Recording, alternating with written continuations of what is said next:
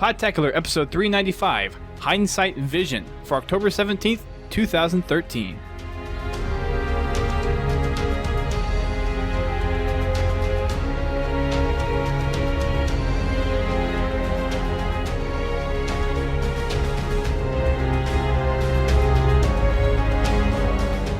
Hello, ladies and gentlemen. Welcome to Podtacular, the unofficial Halo Universe podcast. I'm your host, Duststorm. And I'm your other host, Brent Gamer. And tonight we are back with some more Halo news of Halo 4 multiplayer-ness and some Halo 3 stuff, since Halo 3 is now free for Xbox Gold members. If you haven't picked that up, definitely head over to the Xbox Live Marketplace and pick yours up for free right now, along with the Heroic Map Pack and the Cold Storage Map DLC, which are free as well. Lots of people are kind of migrating back into Halo because of this recent release, and we're going to talk about that a little bit tonight. But we have a couple of guests joining us with the going back to some old style Halo. We figured we'd get some old style, but still cool, Podtacular members from back in the day. So first, we would like to welcome back TYP0GRAPH1C, who is formerly known as Anorexic Leader. Welcome back to the show. Hey, what's up? It's been a while. I think it's been like 100 episodes or something. I have no idea how long it's been. It's I know it's been a long time, though. I think probably MLG Dallas from 2 years ago? Gosh, yeah. I honestly think it's been exactly 100 episodes, which is creepy. I'd have to go back and check. But anyways, yeah, it's been a while. I will look that up, because that would be interesting if it's actually exactly 100 episodes. Yeah. But we also have one of the other almost kind of foundation members, in a way. I don't know if you came before or after, Annie, but we have Laird back on the show. So welcome back, man. Hi, Internet and Podtacular. How are you? I think the last time I was on the podcast was the roundtable we had at Halo Fest. So however long that was ago. That would have been a little over 2 years. And I was a member of Podtacular way back in 2005, I think.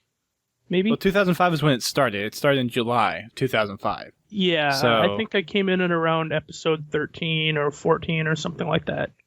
And my first appearance was somewhere in the 70s or 60s or something like that. And we're not old or retro. We prefer the title of distinguished. Okay. I will refer to you as distinguished members of Podtacular then. There you go. If you shall prefer. No, I'm just fooling around. No worries. So we have lots of things to talk about with regards to Halo 4, the matchmaking updates that are going to be coming down the pipeline for in a couple of weeks. Of course, there was the Halo Waypoint community playdate for the Oddball playlist that came out earlier this week. So if you want to get some Oddball action in, make sure you hit up the Halo 4 matchmaking this week. We have some pretty cool screenshots and stories from people that participated in the event as well on the Waypoint Bulletin. So if you want to see kind of a summary of what happened during the course of Monday night, then definitely go over and check it out. The Waypoint team went 11-1 in terms of games, so they are quite the oddball team to play against. And it doesn't help when you have Jess, who's pretty much a professional griftballer at this point, and Bravo, who's pretty much competitive overall, being on the team. So you're kind of out of luck there. So I'm a little surprised I actually lost one, if you look at the grand scheme of things. But we have all those things up there on the first things on the bulletin for this week. So definitely, if you're interested, check it out. If not, well, there's some other stuff on the bulletin that may interest you as well. In a week and a half, or kind of a week from when you're listening to this podcast, or depending on when you're listening to this podcast, we're going to have the Community Ricochet playlist come out to fill the next rotational spot that will replace Oddball. And that's going to go through some of the maps that have been featured from the community, that have been forged, and with a couple of game types going along with it too. So the Halo 4 Ricochet contest was kind of the foundation of some of the maps picked in here. So on October 28th, if you want to play some cool Ricochet maps, then definitely check out the matchmaking playlist then. The three game types that are coming along the pipeline are Ricochet, Shotgun Ricochet, and Legendary Ricochet. And what Ricochet is basically Ricochet with Hot Potato, so the ball will randomly explode. That would be fun. And the Shotgun Ricochet is everyone has shotguns, plasma grenades, and thruster packs. And there's going to be lots of kind of in your face, so maybe see some smaller maps with this game type probably. And of course, Legendary's Ricochet would be what you would assume to be normal Ricochet, except you start out with BRs and you have weapons on the map, no armor ability, and all that good stuff. A little bit towards the competitive stuff, but not completely. So, what are your thoughts on the game types that they have picked out for the Ricochet playlist, guys? Ricochet will, with the ball exploding, will add an interesting little twist to things, I think. I foresee more people not running the ball into the goal if it's going to explode, you know? They want to just do the long bombs and kind of shoot it in. I could see that. I could see a lot more potential for having the ball being thrown more. I wonder if they're going to bump up the score to run it in. Because that would be kind of a huge deterrent to run it in, because you don't know when it's going to go off. And I guess we'll have to see whether or not it's going to be a static timer or if it's going to be a variable timer. I haven't even looked at the settings for those, to be honest. Yeah, I was going to say, I haven't read up on everything on the bulletin. I was going to say, if the ball, you run it in and it has a giant explosion now, does that mean the other team has a chance now to disarm it when they get in there? You know, do they have a chance to disarm it if it's got a timer and get the ball out and try and get it over to the opposing team? It's not like you arm the ball. It's not like assault. It's a hot potato thing. It blows up in your hand if you're holding it. Okay, sorry. Like I'm a little outdated on the bulletin. I haven't read it. I've read it, just not the details of the full game. It's all right. But yeah, so if you remember Hot Potato from Halo Reach, where you had, whenever you were playing Assault, that the bomb would just explode in your hand? Yes.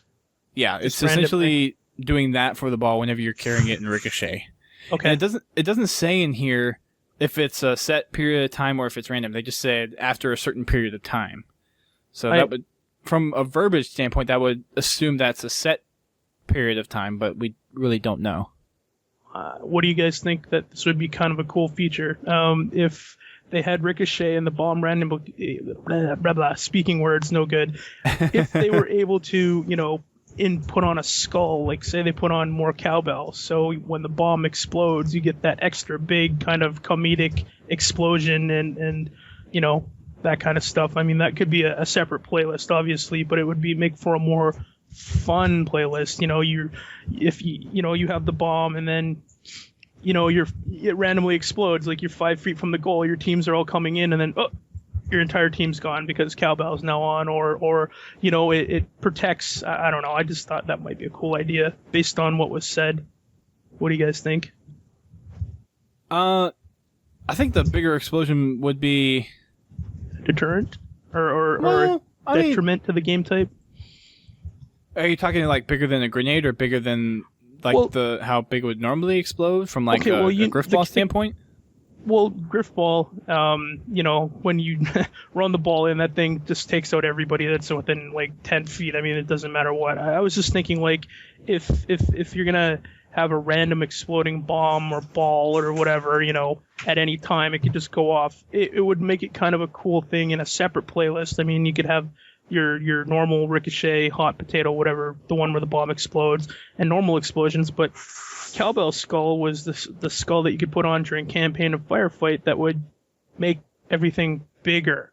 So it's like, you know, if you had the ball, because tell me if I'm wrong, but whenever we played Halo, those random moments where you're like doing something and you accidentally shot an energy core, and you stop the guy from getting the flag, or you know, you got the winning double kill because you shot that. So if you had that ball and that extra cowbell skull turned on in a separate playlist, you know, the ball would explode and potentially take out, if you were running it through the middle, for example, and you had 3 teammates and, you know, the bomb explodes, well, now the enemy team would have a chance to pick up the ball if, I don't know, I'm probably going off tangent. I was just thinking of ideas that would be kind of cool to add to that for a separate playlist based on that game type. Sorry. I don't know about putting in a separate playlist. Or game type. Maybe a game type. I'm not sure. Yeah, a different game type would be... I mean, Game but mode. you're not changing much of what they're kind of putting out there already. So I guess in terms of what you would want to do for matchmaking, you'd either kind of experiment with that and put it in there or not. But I think the bigger explosions just kind of out of the gate with the new playlist would be probably preferable because it has just kind of that surprising, just impending death feel to it. At the same time, you want to kind of go kill the person with the ball and get up close, but if you have the other side of the equation where it's like, well, I don't want to get too close because then I might get blown up. That was kind of the idea. It was just So yeah, I think bigger, it would be pretty, bigger, you know. I think it'd be a pretty cool idea, to be honest. Those random moments. That was what I was thinking, you know, because a lot of people are harking back to those days for Halo 4 matchmaking for the memory of, you know, what they remember Halo. And I remember one of those random moments was I shot a guy with a sniper rifle and hit an energy core and killed him with a random flying cone. So, you know, that's kind of what it was getting at. Like, you know, if you had cowbell on, you know, it, boom, you know, you send a ragdolling Spartan into an energy core and that energy core goes off and kills 2 more people or something like that. I don't know. Mm-hmm. Oh gosh, I remember that from the pit. Brings back such fond memories. I think the bigger explosions would be a lot of fun.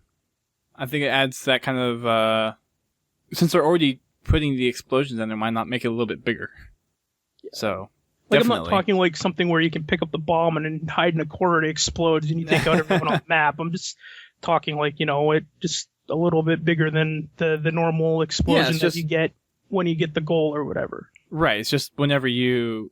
Yeah, exactly. So that would be pretty cool. Shotgun Ricochet. What do you guys think of this? I think for having this kind of game type, it would have to be on the map that really suits a lot more close combat. Because if you just have an open map, then people are going to try to just throw the ball in every single time. I think this would be very kind of map dependent on having kind of the more close quarters combat encouraged maps be played for this game type specifically than some of the more open maps. Thoughts? Someone else should probably take it. I think it'd work out on normal sized maps like the pit and stuff. I mean, right now I enjoy using the shotgun on the pit while I'm playing Ricochet because it's just such an effective weapon against the ball runner. But I don't know. You guys are supposed to be helping provide commentary. Well, I mean, it's just Ricochet variants. I mean, there's only so much you can say about them. Once you describe the variant, I mean, that's pretty much it. I guess that's true. The rest is left up to the imagination as to how you think it'll play. What do you think of having the thruster packs in there as the armor ability to use? Well, that's just fun to use with, you know, a shotgun anytime. I mean, it is. I mean, anytime you can propel yourself forward into somebody, that's always going to be better for your, you know, your shotgun kill rate. Yeah, exactly. I mean, you could thruster pack in, shotgun the guy. If you don't kill him instantly, you hit him with a melee and he's done. Yeah. Yeah. So that's good. The plasma grenades, that's going to be interesting because I'm horrible with stickies in Halo 4. I imagine I get stuck a lot in this game type. Of course, Legendary Ricochet is kind of self-explanatory. Nothing really to explain there. You can vote on all the maps that they will be picking in the Halo Waypoint forums. So go over there and check that out if you feel so inclined. Next up in the bulletin is some Halo pumpkin stencils because we have Halloween coming up here in approximately 2 weeks. So if you have the need to go carve a pumpkin or something, there are some cool little designs that 343 has put up on their blog that you can print out, overlay onto a pumpkin and help kind of be guides to get those out there. So there's, of course, the Halo 4 logo. That's kind of self-explanatory. They have the Ninja emblem, the Global Championship emblem, War Master helmet from the Halo 4 Global Championships. There's a Mr. Chief infamous avatar for Frankie. That's up there as well. There's the Didax Cryptum, and then there is the Flood face. That's used somewhere else. I forget where it is exactly, but it's the Flood model from when you're actually playing Flood in war games. Yeah, So the I still think it Spartan looks 4s. weird. Yeah, I still think it looks really, really weird. That'll give you nightmares. So if you're carving pumpkins, if you're possibly partaking in the HBO Guilty Lantern. Guilty Lantern contest, then these may be some areas that can give you some inspiration for what to do. The Guilty Lantern, I guess let's talk about that a little bit. That's a little contest that they run over on halo.bungie.org every year come Halloween time. And it's just a little something fun that they do, and we get to see some really, really cool pumpkin carvings, and there are some really, really cool ones, and people come up with some amazing new designs every single year. So Well, there's actually a big set of prizes. Hold on, let's see, what do they got? is there? Yeah, What's okay, it this so year? this year's prizes, first prize is, and I don't know if anybody's seen it, but Frankie tweeted a picture of an original Mr. Chief canvas painting. I'm pretty sure that's what being this given is. away? Oh yeah, first prize is Oh my original gosh. Mr. Chief canvas painting, painted by Frankie. High Ground Gate with Warthog. I'm pretty sure that's the McFarlane Toys. UNSC Cryotube Master Chief signed by 343. Halo Legends the package. I'm not sure what that is. I guess maybe that's another Halo set of toys or a poster or something. Halo Mini-Mate Series 3 and Forward Unto Dawn Blu-ray. That's prize 1. Second prize is Halo Cell Art Let's Rock. So I'm guessing that's like a lithograph or something like that. High Ground Gate with Warthog. UNSC Cryotube signed by 343. Halo Legends, the package, I guess, again, it's basically the same prizes. So the Mini-Mates and Blu-ray. And then third prize is Halo Cell Art Glasslands, Cryotube, Halo Legends, the package, Mini-Mates, and Forward Unto Dawn Blu-ray. That is some pretty cool stuff. Wow. And just a quick rundown of the rules. Your picture must reach HBO headquarters by Eastern Time, Halloween 2013. Your picture is digital, must be at least 640 by 480 pixels. Picture cannot digitally be altered. If we even think it's digitally altered, it's gone. It's out. Completely done. And At their discretion, pretty much. At their discretion, yeah. So the address for this is halo.bungie.org/misc/guilt-o-lantern13, the number 13.html, if you want to read the rules. Very nice. I'll put it. I'm trying to pull it up. Yep, there it I'll is. put It's it on in the the stream chat now. so you can put it in like in the whatever. Oh, the, I have the it. show I have it up notes. on the stream right now, so it's There you good to go. But yep, there you go. So there's that's a pretty good prize pack. Yep. That's a lot of some of the more recent stuff that's come out too. The signed Cryotube is going to be pretty cool. Forward Unto Dawn Blu-ray. The Halo Legends the package is going to be that. But that painting though, I didn't know that was being given away. Hold on, I'll see if I can find a picture of. And don't quote me on this. I'm just guessing, because Frank doesn't normally tweet stuff like this unless it's. I already have it up on the stream. I've been showing it off actually. Okay, fair enough. Yeah. So Yeah, it's really good. It's really, really well done. It has the Cryptum as a half pumpkin in the background, Yeah, that's it. and then Mr. Chief kind of running away through a graveyard with the moon in the sky. So Hey guys, Halo 5 confirmed. That's the plot. Mr. That- Chief running away from the pumpkin die. the pumpkin died. Oh, that I don't know if that crosses some IP boundaries with Disney. Well, technically, the Great Pumpkin wasn't that? Oh man, I can't even remember. This was like from a long time ago. Charlie Brown or something like that. Charlie Brown? Yeah. Okay. Now I'm gonna be old. I'm not gonna bring that up. It was just a Halloween special when I was a kid in the '80s. Okay. Yep, I think you're right. I'm not I was very thinking old. more Cinderella, but all right. Well, no. See I'm gonna. Old man Laird here is gonna tell you a quick story about Charlie Brown and cartoons during the 80s, for Halloween specials. They had a show called every year that came on during Halloween. It was called Charlie Brown and Charlie Brown and the Great Pumpkin or something like that. And it was, the Great Pumpkin and Charlie Brown and stories about the guy with the Charlie Brown character that had the blue blanket. I can't remember his name, but that was the character that it was focused on. someone in the Twitch stream is actually kind of supporting you on this one. The Great Pumpkin from Charlie Brown. There you go. So yeah, you are not alone apparently. We have a great Twitch audience. I'm not that old. I was born in the 80s, just to get that out there. Not 70s or 60s or whatever. I was born in the 80s. Just a few years separate me and our esteemed leader here, Brett, right. Dusty. Fair enough. Yep, fair enough. Pins in the chat says, "Don't be bashing my childhood." Not bashing, just uneducated. And I'm opening to learning about new experiences. So, moving along. I hear that's what college is for. I'm done with college. I got my master's and I was out. There you go. So let's see. The rest of the bulletin, they mentioned that Halo 3, of course, is free now for gold. So there's going to be a community playdate for Halo 3 sometime later this month. So I'm guessing with later this month, it'll probably be next week.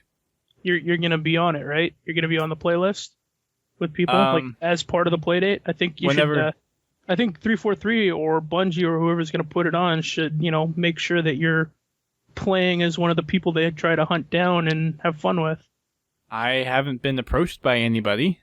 I'm just throwing it out there. I'm just making a suggestion. All right. I mean, I'll look to play in it depending on if I'm available. But if they do it on Thursday night when this podcast is going, well, yeah, podcast probably takes priority. Well, no. You live stream, you playing in the podcast or playing in the playlist. Playing in the playlist for the podcast? That's right. That's supposed to be our book show. That's supposed to be our book show. That's supposed to be our Glassland show. I thought that was until December. No, that's Oh, you moved it now. Thursday War. That's Thursday War. Okay. Thursday War is coming out next month. Yes. That and yeah. Sorry, going off topic. It's relevant to the podcast. It's stuff that's coming up for you avid listeners of the podcast. You have that to look forward to. Yep. Fine. I'll just go ahead and stream Halo 3 that night for you. Thank you. We also have, of course, the screenshot spotlight of the week, and that is for armor abilities. Lots of active camo ones in here, not many other armor abilities, so this is pretty much the active camo one. I don't know why they just didn't label it that, because actually coming to think of it, these are all active camo ones. Picking out some of my favorites, I think Hidden is a good one for me. Augmented camo, tracking optics, and inner flame. I think those would kind of be my 4 choice ones out of the set that they have for this week. What about you guys? Augmented camo, I think, is my favorite. Yeah. That has to be one of the more cooler ones I've seen so far. Yeah, just because of the kind of the little bit of green that's up there, and how the brown and the white kind of mix in there. It's just really, really awesome.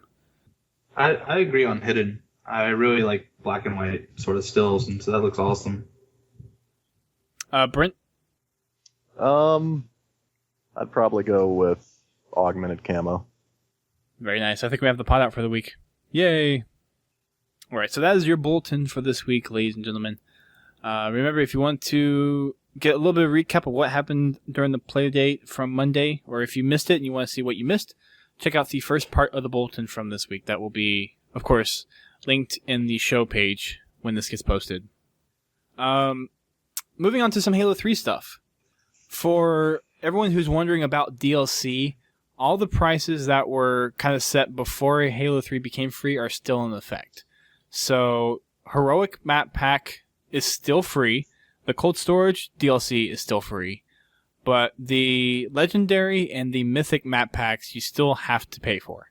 So I believe I'll look this up real quick. I believe the Legendary is $1. I believe the Mythic 1 is $2 and the Mythic 2 is $4. Is that right? So $7 total? Is that a Bungie reference? I would hope that it is. I did not even make that connection. Wow. Or did I miscount that? You said $1, $2, I said $1, $2, $4. Yeah, so that's $7, right? That's what I said. So hey, look, Bungie reference. I'm gonna confirm that, but yeah, I think so. So if you're looking for all the DLC, you can definitely go out and get it. Another good way to do it is if you want to go out and actually buy Halo 3 ODST, you can get all the maps on the multiplayer disc there. It's all on disc. You don't have to buy any additional DLC. And you get, in I think what most people's opinion is probably one of the best Halo campaign experiences that you'll ever play. Yes. So you get the best of kind of both worlds there. You get all the maps from Halo 3 that have ever been made by Bungie, and you get an excellent campaign. And you can find Fillion. and Nathan Fillion, and you can get that at GameStop. You can wherever you have used games sold. Probably, I wouldn't be surprised if Best Buy had it. It's probably been somewhere. I would recommend people that are frugal or looking to save even more money, check Amazon. Amazon has lots of new copies, actually. Yep. That's where I got my Halo 2 new copy from, straight from Amazon. Is it, I'm going to have to pull this up, not logged in. And a lot of them offer I don't know if it's still good, but a lot of them offer if you buy Halo ODST, and you can get the Sergeant Johnson DLC code with it. I don't know if that still works, because of the whole expiry dates that are on some of those. Yeah, it's 2 years, right? Yeah, so I don't know if it still works, but if it does, cool beans. Yeah. Not to mention, it comes with Firefight, which, I know Reach had Firefight, but I personally am a bigger fan of Firefight and ODST just because of the fact that it's endless. So, I actually lied. The map packs are actually more expensive than that. It's $2 for the legendary map pack, $5 for the mythic map pack, and then $10. I'm surprised it's still $10, but $10 for the Halo 3 mythic map pack. Although it's $5 gold exclusive right now. So then it's basically, you said 5, 4, and how much? It's 2 for legendary, 5 for the mythic one, and 5 for the mythic 2 if you have gold. Okay, so it's $12. So basically, anybody that went out and got Halo 3 for free today can get all of that for $12. Let's just be clear, because you can't get Halo 3 free download and all the other DLC unless you're a gold member. Right. So it's $12 at the moment. Mm-hmm. Because everyone would have that gold exclusive discount. Correct. So pretty much, $12 for all the additional DLC. That is a total of 13 different maps that you can play. So it's up to you guys. But the mythic map packs there's some pretty good maps in there. A couple of remakes. Heretic is remade in one of the maps, Heretic is the remake of Midship. Yep. From Halo 2. Don't forget our favorite. Come on, man. If we're talking remake maps from Halo 2, what's that one map that we all played on and then, it got remade in Halo 3? Backwash. Lockout. There you Lockout. go. Yeah, there you go. Oh, yeah, Well, what's Blackout. the Halo 3 name for it? Blackout. Blackout. There you go.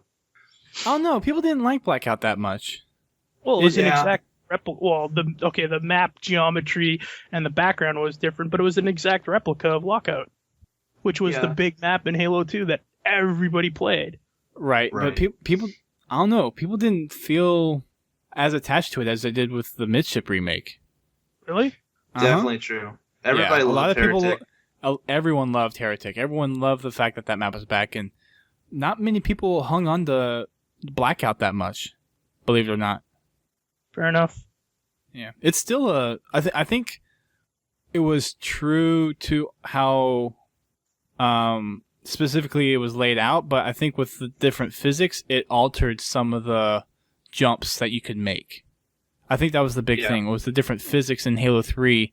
While it was built almost exactly to the Halo 2 geometry, the physics in Halo 3 kind of broke some of the jumps that people were used to. Yeah, well, some things changed. Like, some jumps were made really easy. Like, shortcut jump from top middle to Snipe Tower 2 is just the easiest jump of all time now. Not to mention, bottom middle used to be a straight hallway that you could see all the way from S1 to BR Tower 1 or BR1. Now it's got like a little bend in it, and you can't really snipe the full length of the hallway. And I mean, there's all sorts of things you can nitpick about it. Some jumps being removed, like being able to jump from elbow to snipe 2. That had to be added in Forge, and by that point, people were just like, blackout. So, seeing as you guys are doing the map coverage stuff, should I pull up the Halo canon nerd stuff about heretics / midship? Sure.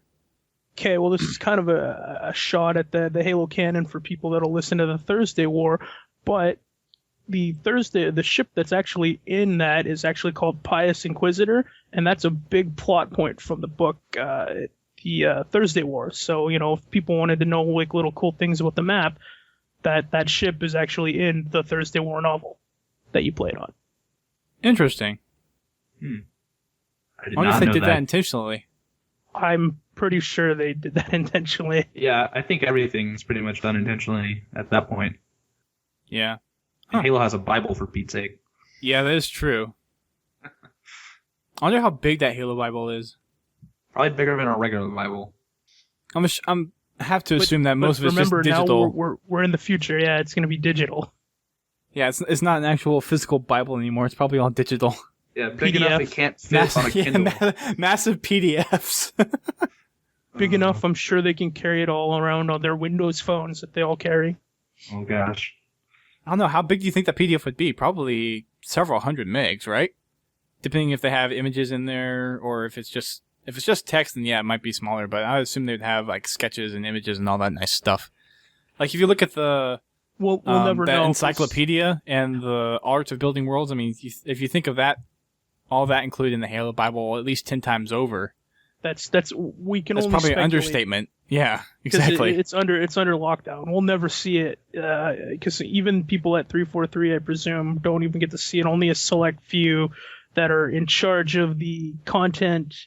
What is it? Franchise management are probably the only ones that get to see it. Yeah, the position that Frankie holds, basically.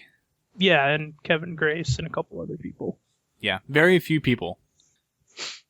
So Back to maps. Sorry, yeah, Halo 3. back to maps. Get your stuff. Get your DLC. At least get the free ones. There are some playlists that do require DLC. Yeah, I was just about to ask that. Can you actually play online without getting all the DLC? That was There are a few playlists that do not require the DLC, and I'll pull them up here for everyone that is on the stream.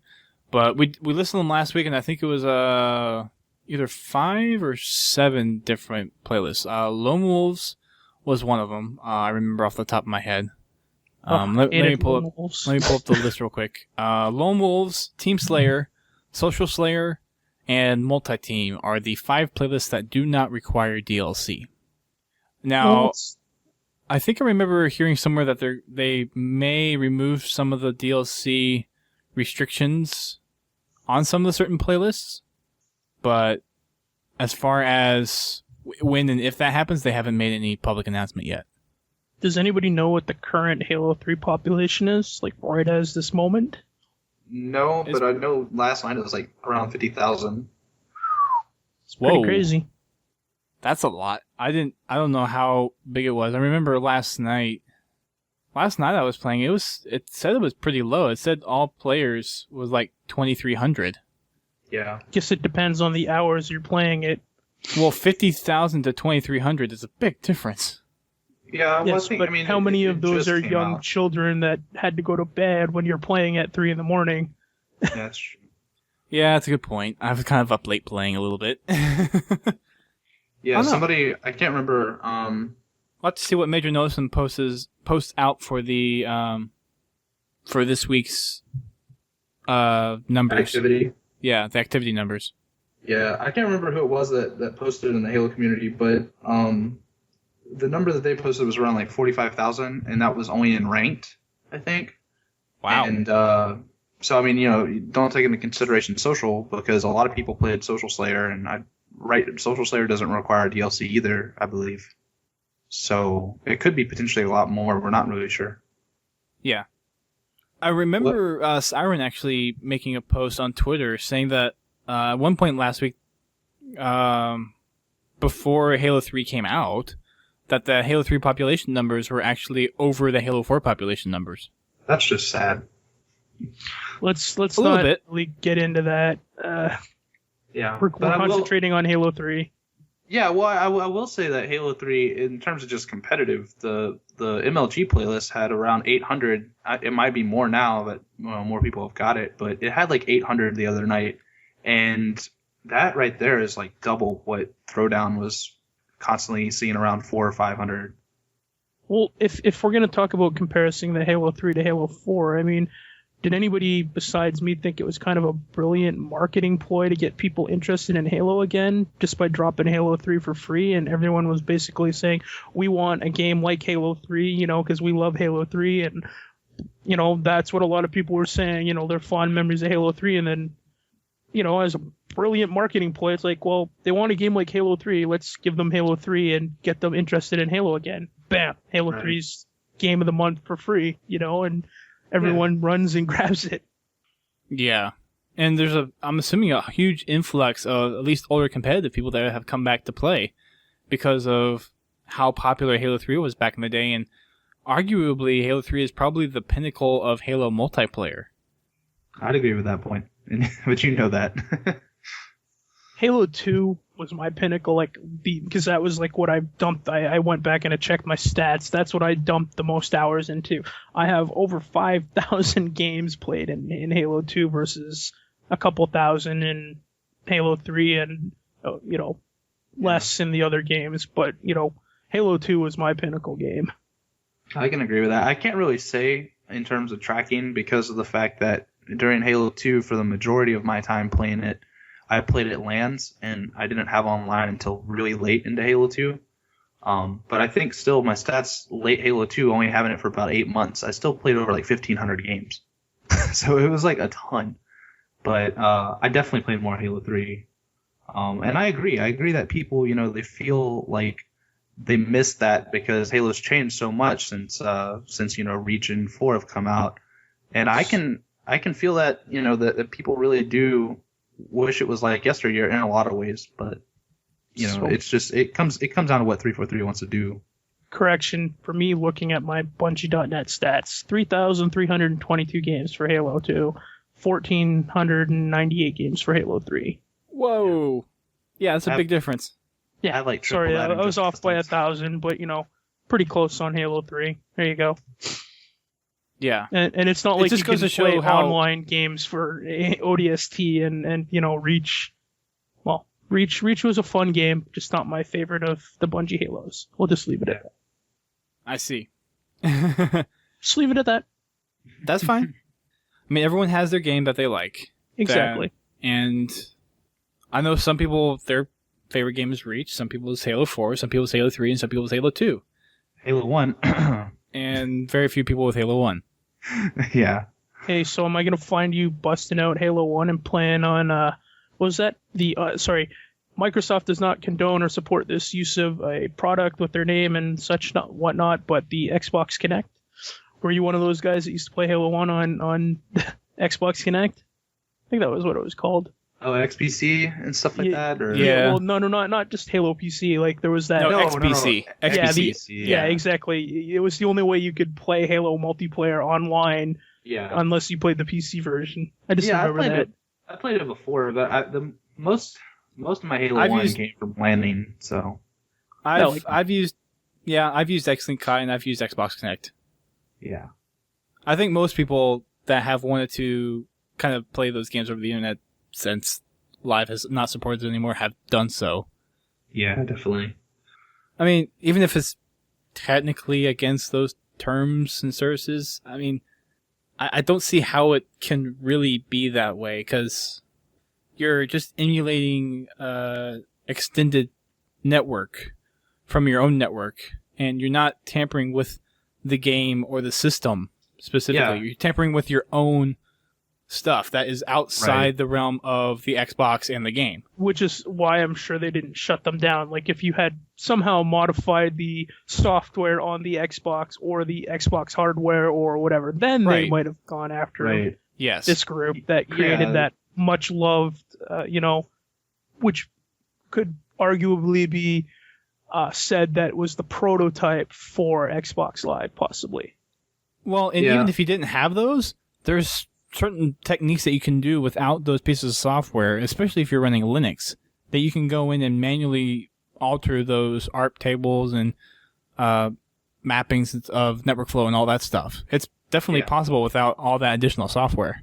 Yeah, what most people don't understand is that it's not necessarily an entire new service that you're paying for. Like, you're not paying for a bootleg version of Xbox Live. You're basically just system linking. Like, your games, all your lobbies show up in a system link lobby. So it's the same way. Like, when I was at college, we could do the same thing over a private server between all the dorms. I mean, we could just happen to see other people in dorms that might be a mile away from us because we're all on the same network.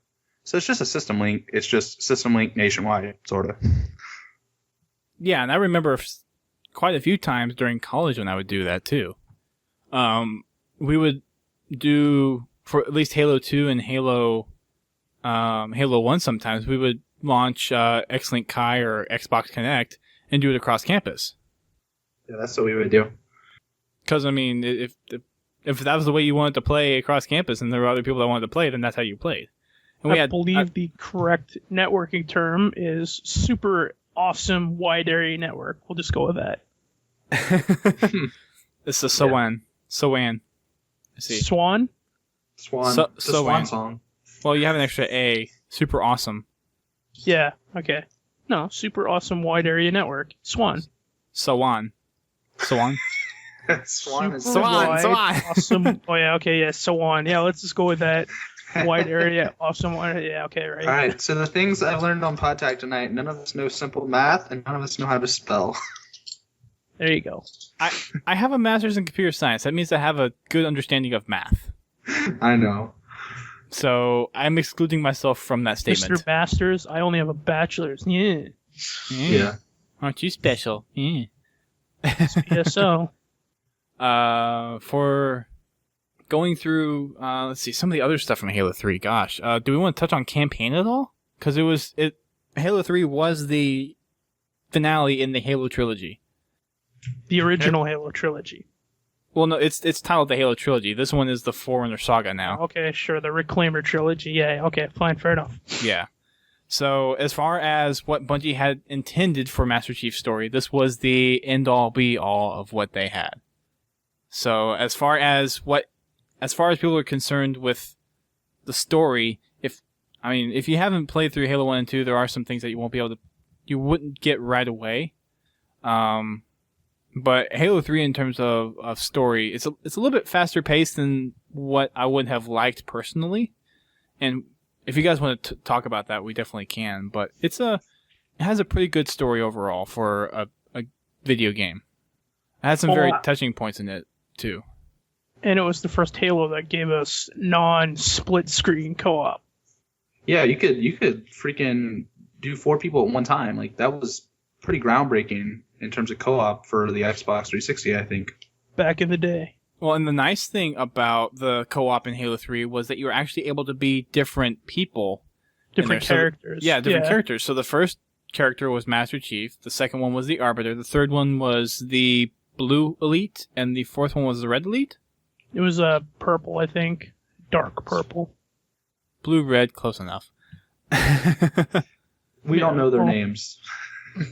Did they actually have names? Yeah, they actually had side stories and stuff, too. Yeah. Let me see if I can dig this up real quick. Yeah, I bet you probably know more about it than I do. Oh, yeah. I just can't remember. Just personally, I didn't find the campaign to be very fun. I found it to be kind of boring. And it's not just because I'm a multiplayer guy. I've definitely, always played all the Halo campaigns. Halo 2, I can't tell you how many times I played that campaign over and over and over again before I had Xbox Live. But Halo 3 to me was just really kind of boring. Like, the campaign itself, not to burst anyone's bubble or anything. It's just, that's my personal opinion of it. I thought it was really slow. I thought Cortana popping up all the time on screen was super annoying. Kind of took you out of the moment when you were just starting to enjoy the story. Yeah, I kind of agree with that. And the grave mine, drilling into your brain and shaking your controller. Yeah. I mean, there were just certain aspects of it that were fun, that were new and different and exciting. But at the same time, I just felt like the pace was really slow. And I honestly think I've only probably played it all the way through maybe 2 or 3 times. As for those characters that you played other than the Arbiter, the first one was in the blue was called, I know I'm going to butcher the name and someone's going to scream in the chat, but Natot-Soram, S-R-A-O-M, Soram, so I'm probably butchering it. And the purple / really dark red is Uz-Taham. Uz-Taham. That's their names. Wait, okay, so The blue one was called Natot-Soram. Natot-Soram, okay. Depending on how you want to say it. And he was a young separatist elite loyal to the Arbiter. I mean, I could go into the story, but, people can look that up. And the purple, dark red, super dark red one, I think it was the Flight, or was it Commando Armor? Whichever. I'm sure someone will correct me. His name was Uz, U-S-Z-E, or Z-E for you Americans, Taham. That's apostrophe T-A-H-A-M. Taham, depending on how you want to say it. Interesting. And then it goes on to give their little backstories and whatnot. You can check it on like halopedia.org, bungie.net. You'll have to search a bit, but those are their names. Just look up Halo 3 co-op elites. You'll get the story. I have to look it up because I've actually never looked into those backstories before. Like, we know the Arbiter's backstory from Halo 2 and everything, and we obviously know Chief's story, but I've never actually taken the time to go look at the other elites in there. Don't worry, I'll school you when we do the Thursday War. All right. As far as some of the other stuff in the campaign, there was the terminals. Yeah. The introduction. First look at the Didact. And the very first looks at a lot of the Forerunner stuff that was going on, other than just like the little blurbs that we have mentioning of Forerunners since they built the Halos and everything. But we have this whole sets of dialect going on between lots of different people throughout the terminals in Halo 3, and they would change. Some of them would change based on difficulty, but those were some. I think that's when people really started to dig into a lot more of the Forerunner side of the Halo universe. That's because that was the first kind of point where you got any information beyond, just, hey, they're the Forerunners and whatnot. They're old, and this was like the first time you really kind of got that. Yeah. Any kind of information on them, really. I have the feeling that's kind of when it exploded. For the most part, I think that's when the whole universe, in my mind at least, just really began to blossom and make room for a lot of this additional stuff that we have today. Like we had the books, we had the first trilogy, Fall of Reach, Flood, and First Strike, when and the Halo 1 game came out. We also, when Halo 1 came out, no, we didn't. Halo 1, the first book was the Fall of Reach. That came out like a week before before the game came out. In between Halo 2 and 3, or Halo 2, we had First Strike and the Flood. And the Flood, because that's the retelling of the Halo campaign from Halo 1 with some extra side story. Yeah, and I want to pause on that one real quick, because I know a lot of people don't like the Flood because a lot of it's just a recounting of the story, but for the other side of some of the other stuff that gets covered, like some of the other squads of Marines that are going out, is actually some pretty interesting stuff. Well, let's just put it this way. That was the first introduction of the ODSTs. So without that book, I mean, other than one like little mention in the Fall of Reach, they wouldn't exist. That book is where they came, where they focused on them, and you got to find out how they dropped in. You got to meet Major Silva and all these other characters. And then that was your first point where you got to meet the what was his name? The Covenant Grunt, Yap. Yep. Yeah. So that was the first time you got to meet that character, and you got to see the first look at the inside of the Covenant political and whatever, their side of the story. That was your first glimpse at their societal structure. There you much. go. That's what I was looking for. Yeah, so there's lots of things between 1 and 2, and then did Ghosts of Onyx? I guess that came out after Halo 2, right? That's when we saw Ghost of Onyx Ghost Contact of Onyx Harvest. came out just before Halo 3's release. I think it was like late 2006, before the beta or something like that. But, they had to get rid of the other Spartans that were alive that weren't in the game for some reason. They had to put them somewhere to make sense, that kind of stuff. But yeah, Ghost of Onyx came out just before Halo 3, roughly. And I still want to see them come back in the game somehow. I don't know if they'll ever do that, but I think it would be really cool if we saw some of John's former squad mates make it into the game. It's the wish of many of the non-multiplayer and the canon heads out there that they do that somehow, in some form, whether it be in a book, especially the games, some kind of media. That is a wish that many fans actually want to see happen. Right. It's a lot of interesting things that have just kind of exploded.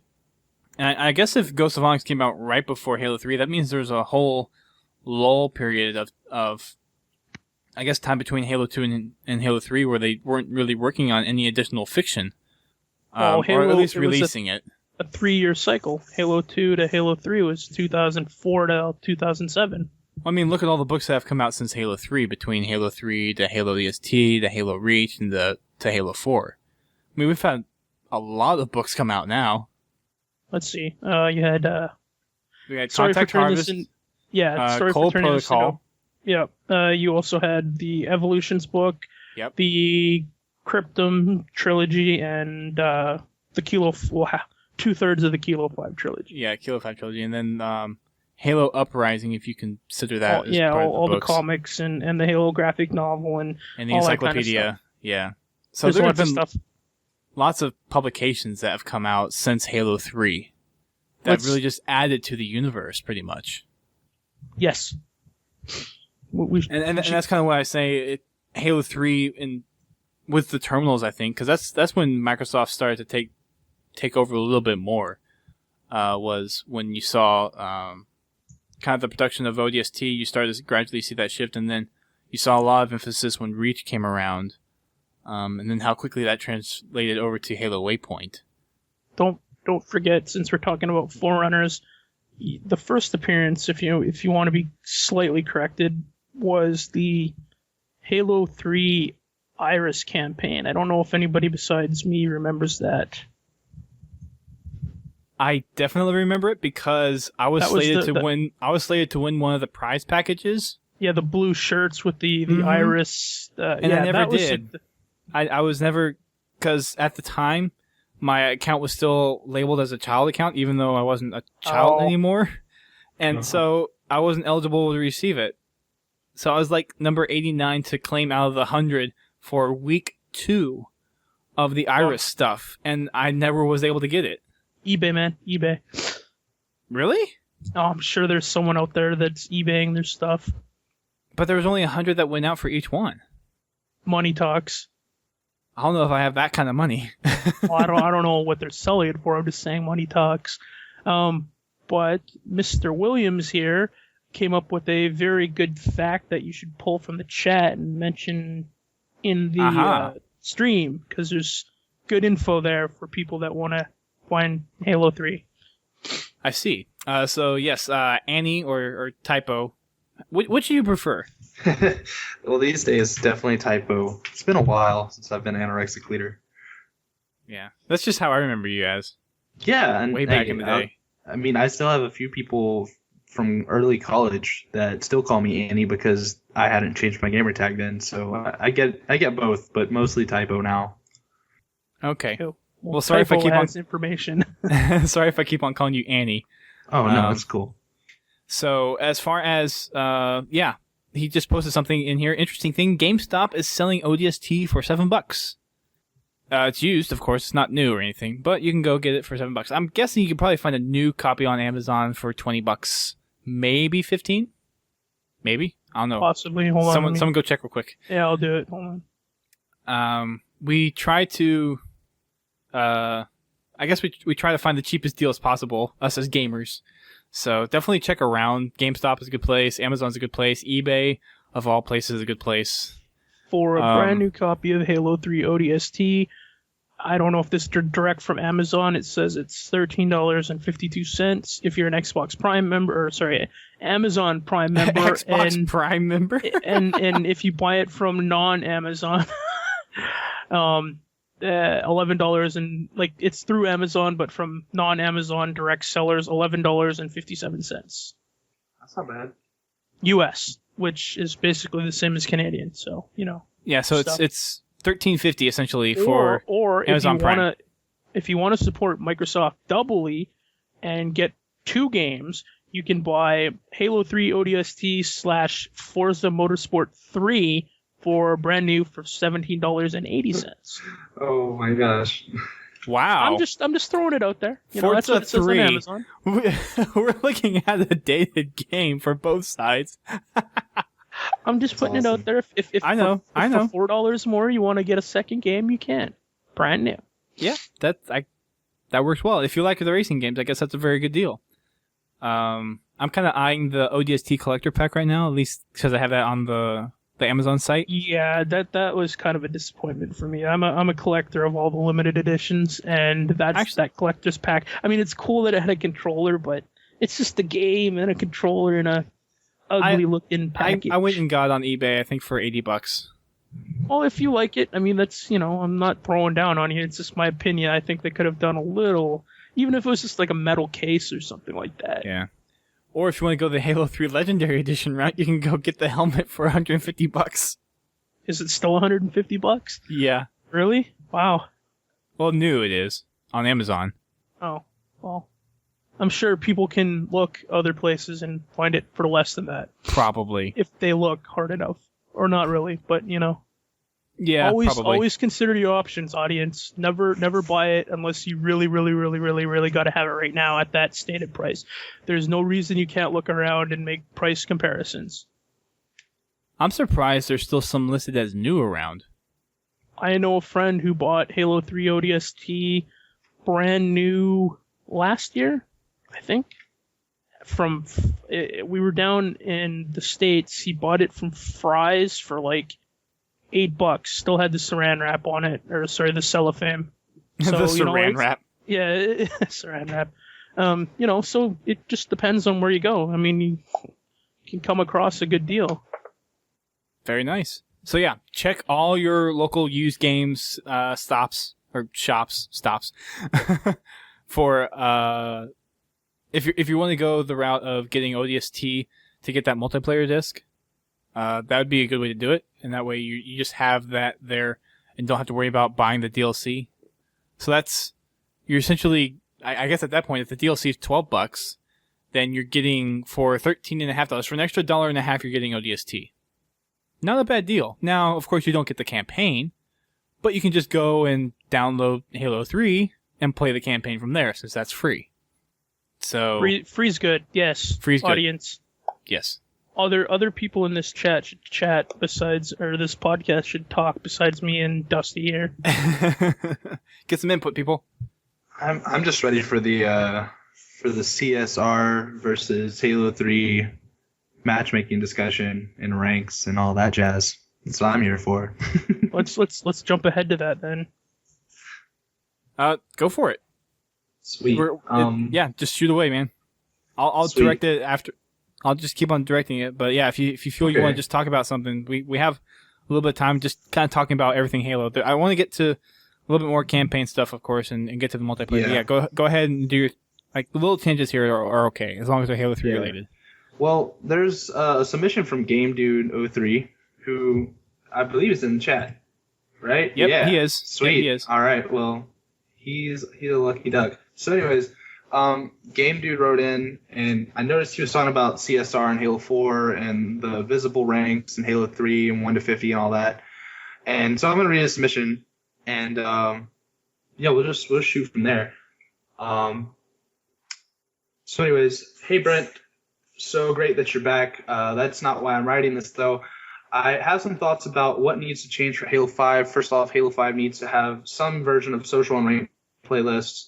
The system in Halo 3 worked well, and I think it still does. Second, the ranking has to be harder. Even with that CS4 and Halo 4, It's too easy to rank up. 343 needs to use a version of CSR in Halo 5, but visible in-game and harder to get. What's the point of having rank when no one can see it in the game? People telling me all that bull about if they do a 1 to 50 rank, people will sell their accounts and all that stuff. I know that, but there's always flaws and things. And the flaw in Halo 4's ranking system is that it's too easy. I know there's something in a game that always has problems. The reality of it all is that there's more problems than there should be. More than half the time, people and myself get into conversations about Halo 4 where you can hear the disappointment in their voices. But Halo 4 does have things like siren features of custom loadouts, sprint, and the updated weapon balances. I would love to see these continue to the next game.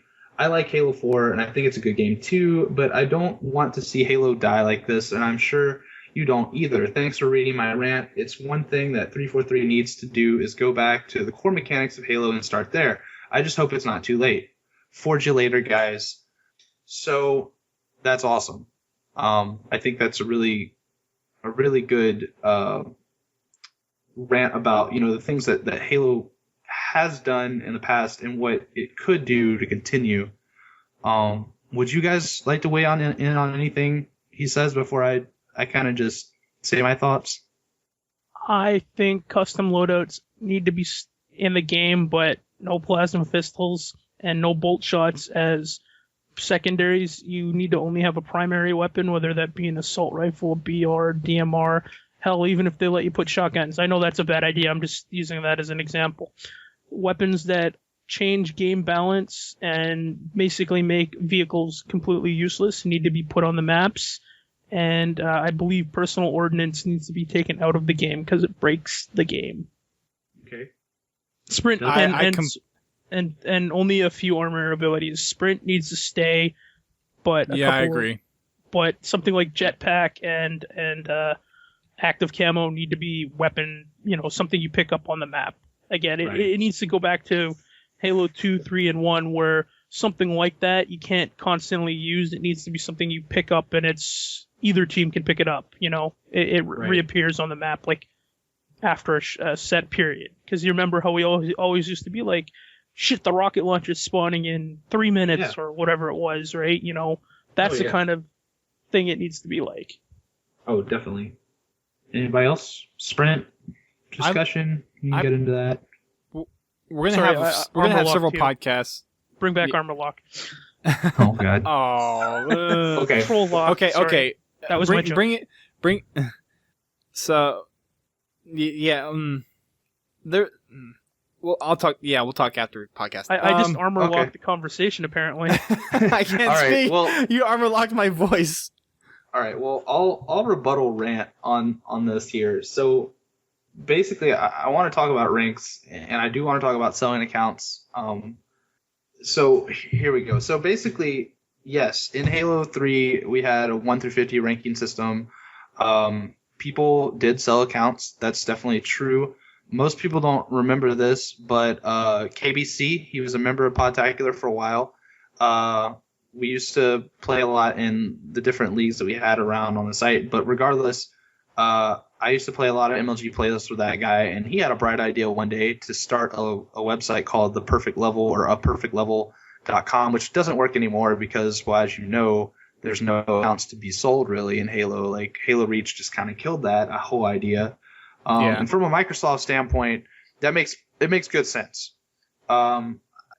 Basically, people, were boosting accounts and they were selling 50s. He had pros on there selling their accounts for $200-$300. People were making some bank off of the idea. He had some that were selling for a lot higher than that.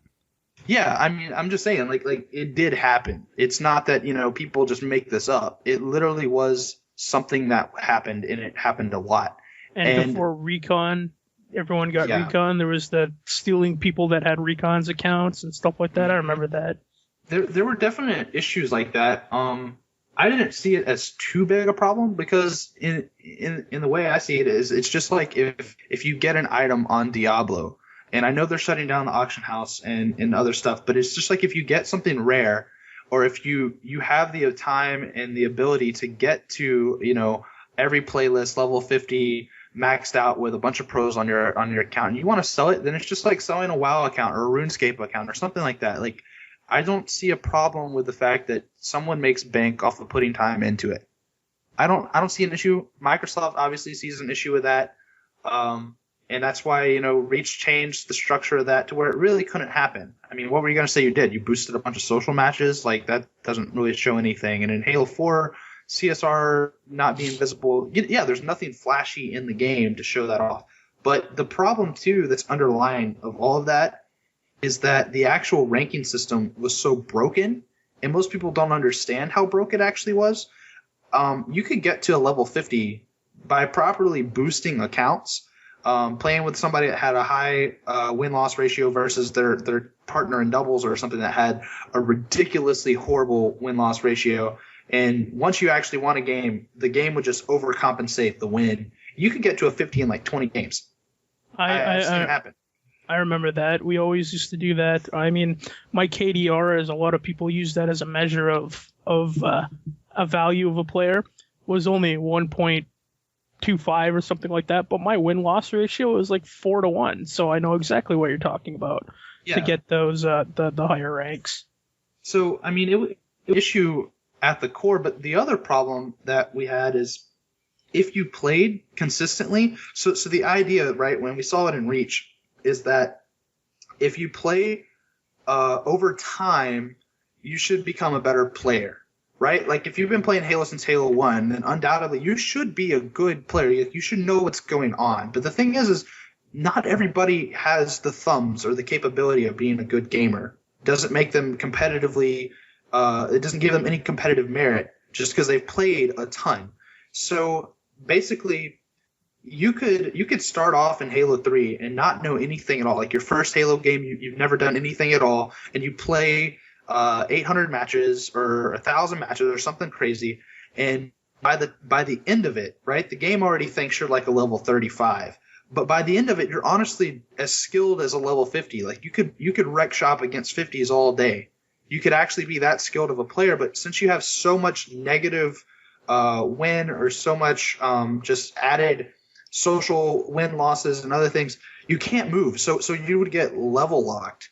And you mean like going between like level 35 and 36, 35, 36 every time you'd win? Or I remember that period. Breaking that 40 was what made me almost give up on Halo 3.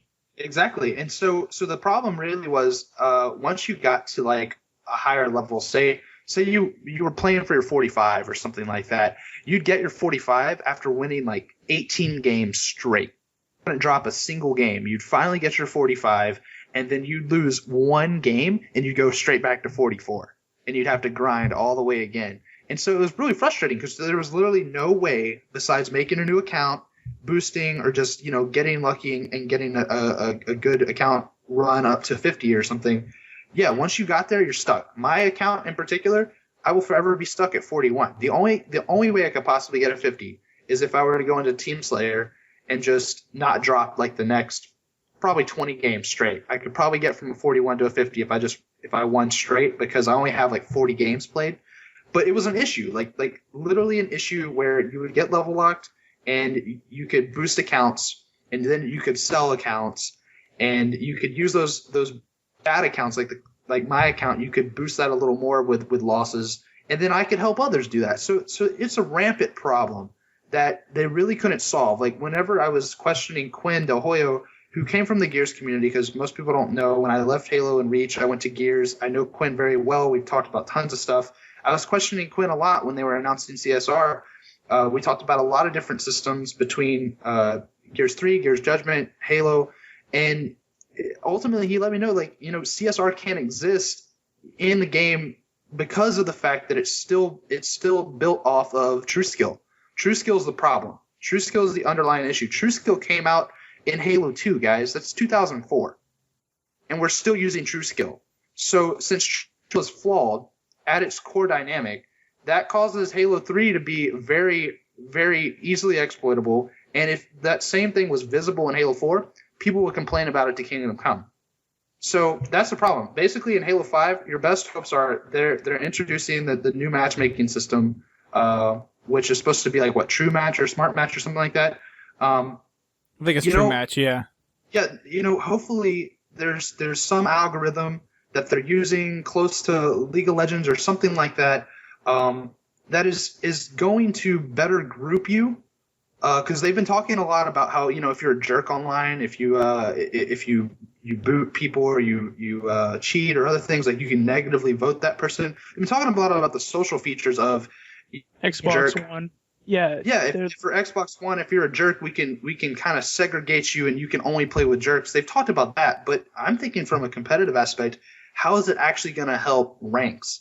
Is it actually going to be something? Because obviously they're building this console for 10 years. So whatever they've got planned for Smart, True, whatever match it's called, it's got to be something that will build off and not be a problem that we've had since 2004, like True Skill. Because True Skill is in almost every game. It's like a free service to Microsoft. It's in Gears of War, and if you've ever played Gears, it's the same problem. You can be a level 100 in that game, and it mean absolutely nothing because you can automatically get matched up with a level 1, and you're like, what? And you can earn your level 100 by playing what is it? Against bots. I can't remember the game mode. Yeah. I mean, you can just it's just social rank essentially. It's not even an actual skill. But I mean, you would think that if you've grinded that much time into it to be a level 100, you wouldn't automatically get matched with a level 1. It's weird stuff like that happens. But so ultimately, it's systems fault. I echo that there needs to be a jerk field, a jerk wall, paywall, whatever you want to call it, a jerk barrier. Because, I mean, look at it right now. Grand Theft Auto, if you're playing Grand Theft Auto Online, it says if you're a jerk, you're going to get matched up with jerks if you do it too much. If you play nice and you're not a jerk, they reward you with free money. I just got my free $1,000 or $2,000 for not being a jerk and stealing people's cars and blowing them up. I mean, we did that privately on our own servers, but when you're out there in the public, server and stuff like that, it says right out there, if you get too much of a jerk, you're going to get put in the jerk servers. Yeah. Yeah. And I think And it's I think a they're great kind of idea. doing that. I think they're doing that with Xbox One as a system too. At least from the promotional thing that they put out earlier this week. It seemed like their matchmaking was going to be a lot more in a similar fashion to what GTA has done. Yeah. And quite frankly, I'm all for it. But the problem is, I'm not a jerk. I mean, I was a jerk when I was early on Xbox. I'm not gonna lie. I mean, we all were as How teens. could you? Exactly, right? But I know my Xbox, whatever, the reputation, whatever it's called. Yeah. I had 90 something, high 80s, and after I got Modern Warfare 2, my rep dropped to 60 because I was good at Call of Duty. And, I wasn't verbal, we never, we don't like talking to randoms, and maybe, people say that's antisocial or whatever, but we always played in our own parties, so only our own buddies could hear what we said, or, you still get people that rank you because they're butthurt or upset. Sorry, that's not the correct phrase to say. That's incorrect. Screw it. Let's just go with butthurt. They're upset, when they lose. That works. No, it's totally true. And they rate you. They rate you bad. Like they say, like, I can look right now. It says 41% unsportsmanlike conduct. Well, I'm sorry I won. Is it a problem that I won and you just couldn't win? I mean, like, Yeah. That's something that they're going to have to figure out before they implement this, because otherwise you're going to get a lot of people dumped in this list, this segregation that do not belong there. And I know that's going to be a story that pops up on any gaming site the minute that happens, and they need to make sure they got that locked down before they implement it. Yeah. Yeah. I agree. Funny thing on my Dusty. rep, since you brought it up, I have 60% prefer, 40% avoid. Exactly. That's what I was ridiculous. Yeah. I've got 61% preferred, so I beat you by 1%. I'm 1%. I'm the 1%. Yo. Dang it. I totally understand. I have 42% unsupporting conduct, 13% Exactly. It's aggressive. Yeah, exactly. Or here, since we're comparing, I guess I should sign into Xbox Live and have a look. I think like, and I know for a fact that it's people are upset that I win because I only got like 10 or 12% or something like that says, trash talking or quit early or whatever. It's like 2% or something like that. Yeah, I mean, heaven forbid you're good at a game on the internet, because apparently people just think you cheat or something. Like I have one friend. I don't know if you guys played Tom Clancy's Ghosts. What was it? Recon Future 1 and Soldier. 2. Oh, No, it was Future Soldier. I have a friend. I kid you not. He's the best in the world. I'm not even joking. Like I will boldly tell you, and he's had conversations that would probably put him on that same pedestal. But people think he cheats. They think he hacks. They don't believe him that, there are glitches in the game that he knows that cause him to win and get kills that don't seem physically possible. It doesn't seem physically possible, but it is. That's exactly what happened to me. I know the last threatening message I got, and this was a while ago because I haven't really been playing other than Halo 4, but in another game, Battlefield 3 for the 360, I was playing as a recon class, in a hardcore. This was my first time jumping into hardcore. So I had a bolt-action sniper rifle that had, only 1 or 2 attachments, and I kept on sniping the same team over, the same squad over and over again, because what would happen was they'd come in on their spawn beacon with their sniper up on a roof. I'd snipe him, the medic would pop in, res him, I'd snipe him again, snipe the medic, then the next medic would come in, and it was just I got 27 kills on this one group, and they called me a hacker because they were stupid and re-resing and reviving their buddies out in the open for a sniper that could clearly snipe them from anywhere on the map. It was it's people were being dumb, and that's the kind of thing I'm worried about with this Xbox One thing is if your rep is marked negative, they better have a good counterbalance to know that it's possible not rep that you didn't earn. Well, the other thing too, just because you're quote unquote a jerk doesn't mean that you're bad at the game. Because I know some jerks. I mean, just the common saying kind of in the Gears of War community is if you go to a Halo tournament, it's a bunch of snarky white kids. If you go to a COD tournament, you'll see more parents than kids because they have to sign waivers. But if you go to a Gears tournament, you're going to get shanked because they have that kind of alpha male attitude, and some of them too, a lot of them are jerks. But the thing is they're still good players. They're really extremely skillful players. And that just shows how the esports communities are different. But at the same time, how is that going to negatively affect those guys by being some of the best players in the world? Are they still gonna have a true matchmaking rank, that shows us? Is there going to be a playlist that can somehow counterbalance that, or is it all going to be based off your rep as are you a jerk or are you not a jerk? Because that's not competitive skill rank necessarily. I think that's a question for Will Kilsner and Stacey Connolly over at Epic. They're the ones that are the community reps for Gears and the franchise. They're the ones that need to get out there and figure out what the community wants. Right. Well, and like you said, they have to have that good counterbalance to where they can identify some people that just go in and mark people bad because they did poorly in the game or they got beat. Yeah. I assume they have to take that into account, and they can probably look at some of the game history now, since a lot of the matchmaking stuff is going to be hosted centrally on their servers. They can probably go into some of that game history and look at, okay, well, this person is reporting this person for subordinate conduct. Oh, he's losing a lot, so he's frustrated. Okay, rank those as a lower impact on someone's rep. Yeah, that makes sense. They could do that. I mean, people already think that, Microsoft and the NSA are working hand in hand, and they're just gonna I'm not sure if the NSA is that. As we sit naked on our couch eating Cheetos, Since we're doing that, since we're bringing up the conspiracy series, don't forget. Oh gosh, the program we're using right now apparently is being recorded completely by the NSA. Yeah. So, just putting that out. If they want to hear about Halo, then go ahead. I'm okay with that. I am not a criminal. I'm not a crazy person that's going to do anything to hurt I like my privacy, but you know what? I think most of it is baloney. I mean, and maybe some people might disagree.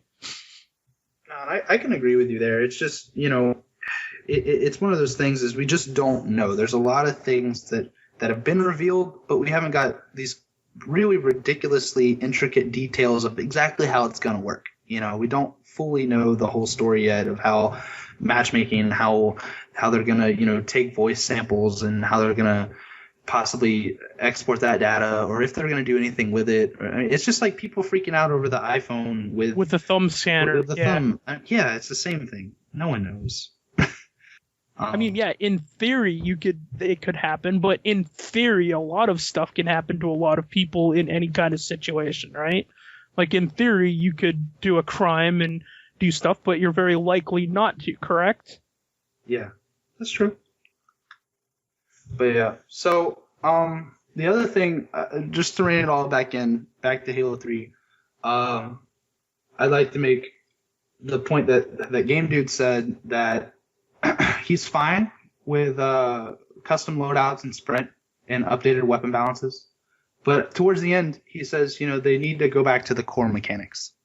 And so the thing is if you look at Halo 1, 2, 3, even Reach, custom loadouts weren't in any of those games.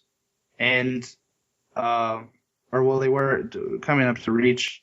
Sprint, same thing. So, I mean, if you want to get into a bout about the core, well, 4-6 of the games didn't have any of that. And there's a huge camp against Sprint. There's a huge camp for it.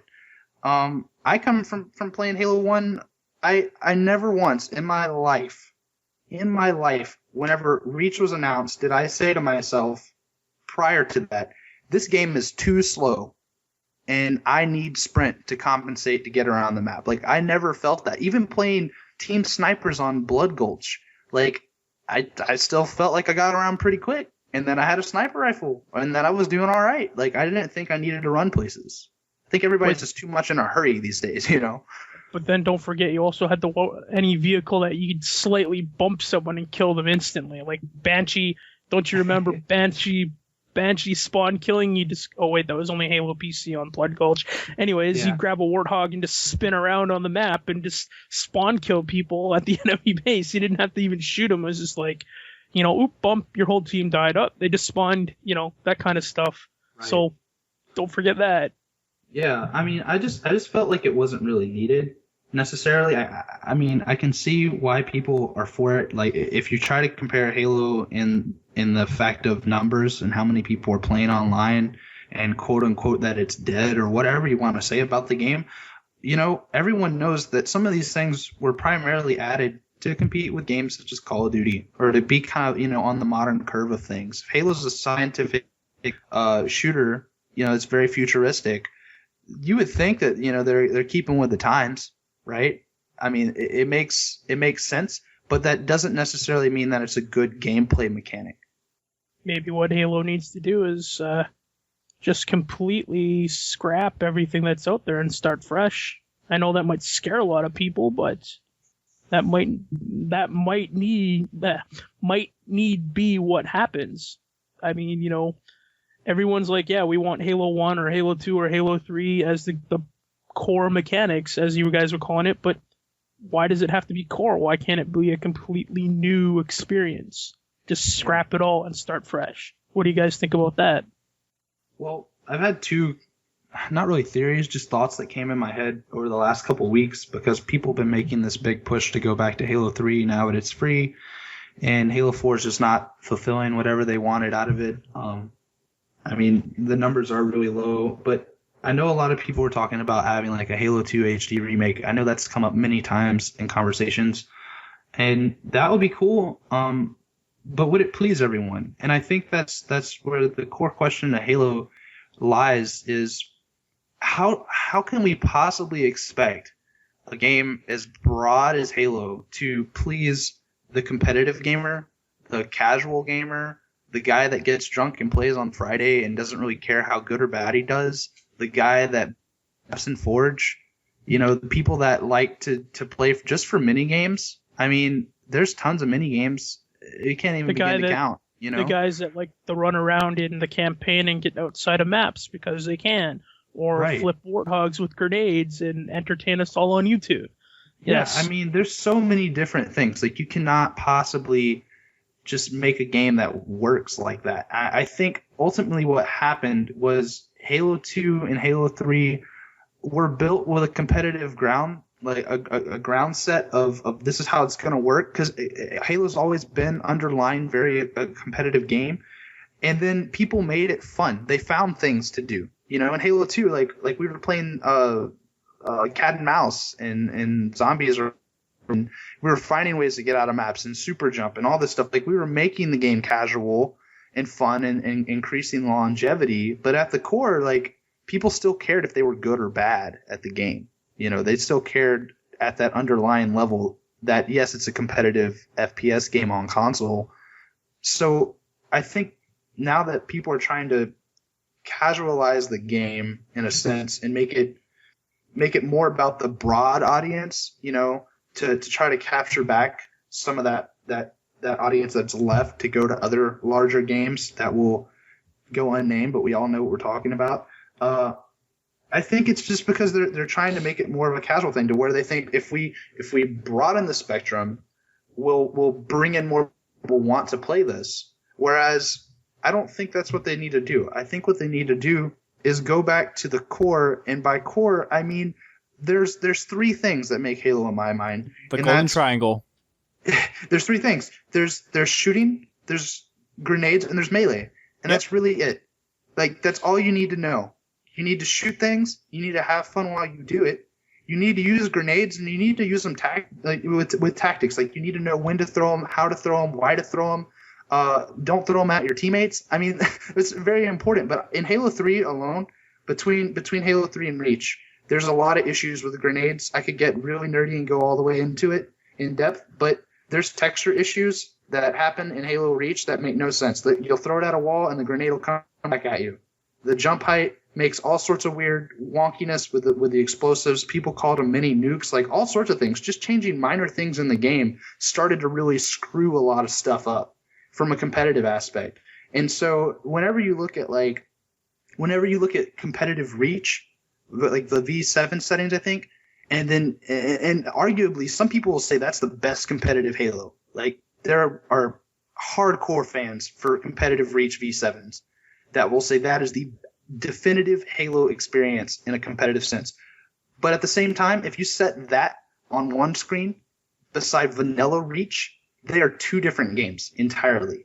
No one wants to do that. If you look at Halo 2 and you look at Halo 3, you couldn't change a whole lot. Like, the game already came shipped to you nearly perfect, to the point that it just kind of worked. You know what I'm saying? Like you don't have to change a whole lot in MLG settings of Halo 3 to make it work. You didn't have the option to really change a whole lot in MLG settings of Halo 2. And did that make the game more casual or more competitive? Maybe it's because the devs just did a damn good job. Well, and I think to add to your point, though, is the devs were going for a game that they knew they wanted to play, and they knew that a lot of their fans wanted to play. They didn't code the game and make the game to the masses, which is kind of what 343 did. Was they brought in a lot of that extra stuff, which you mentioned earlier, and we're trying to bring in more people, not necessarily keep the game or focus on the longevity of the game.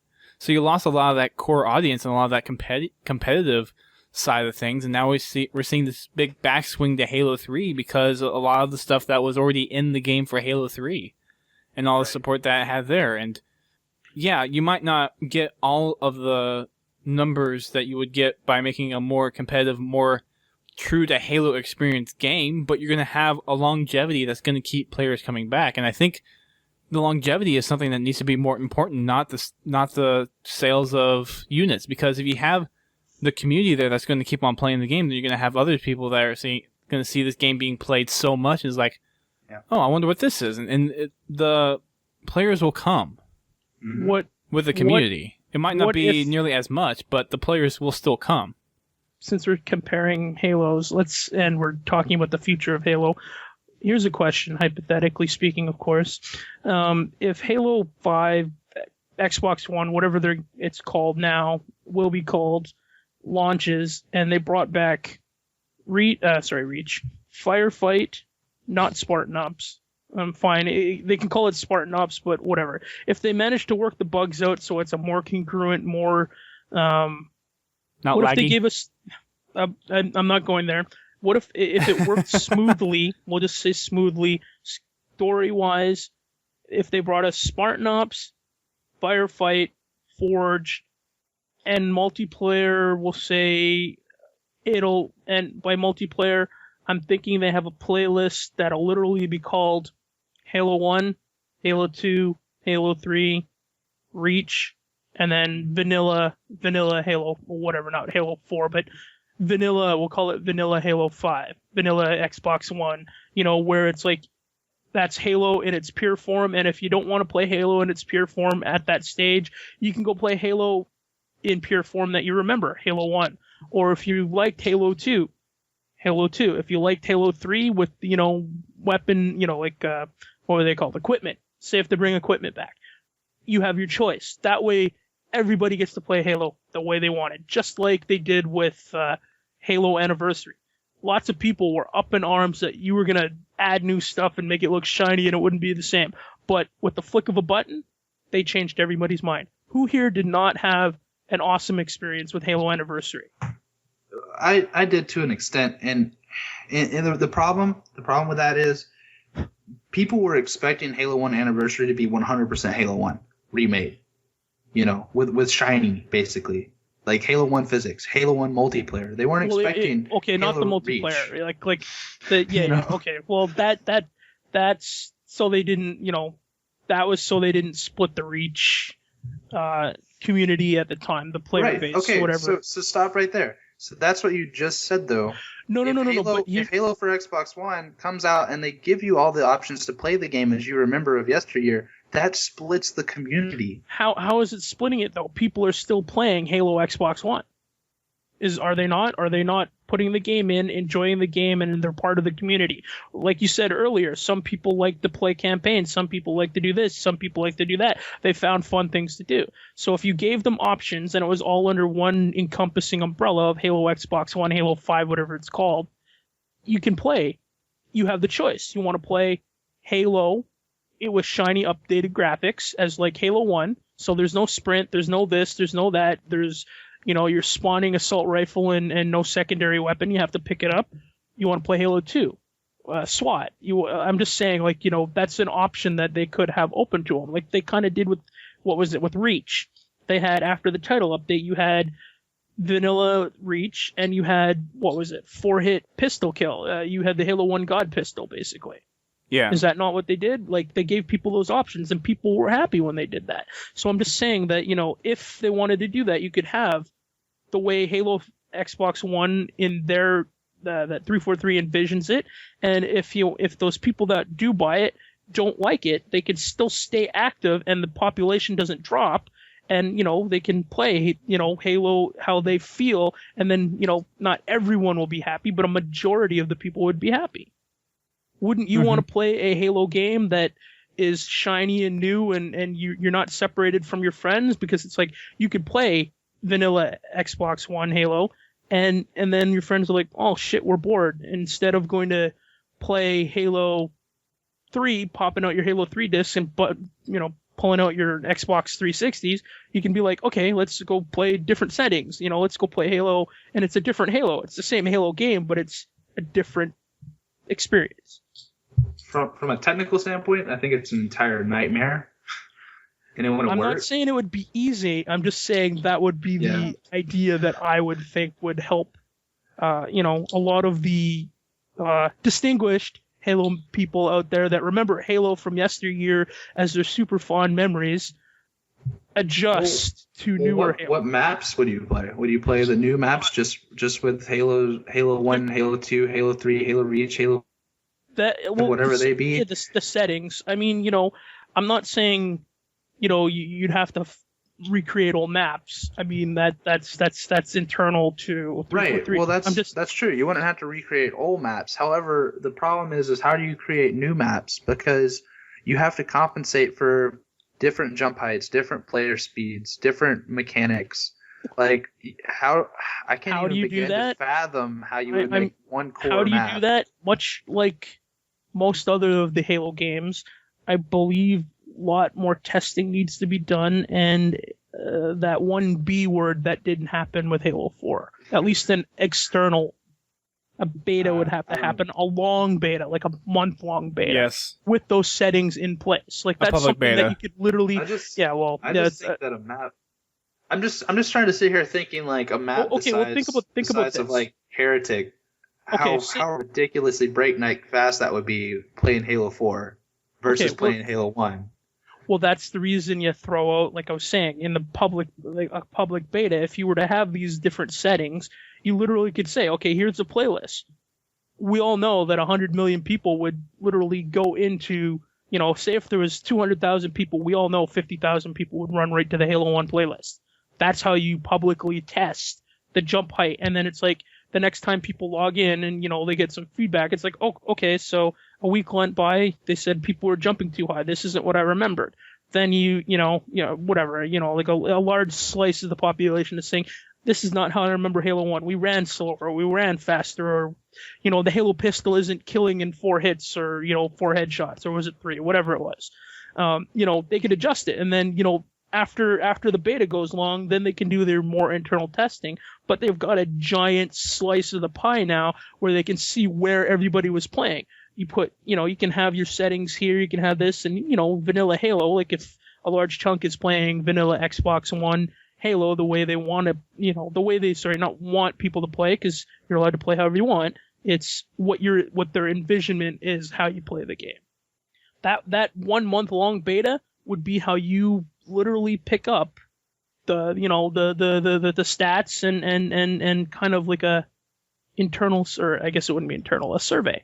Now, I mean, I don't know what the audience is saying in the chat room, but what are they saying? Well, I'm saying this. Do they agree? Do they disagree?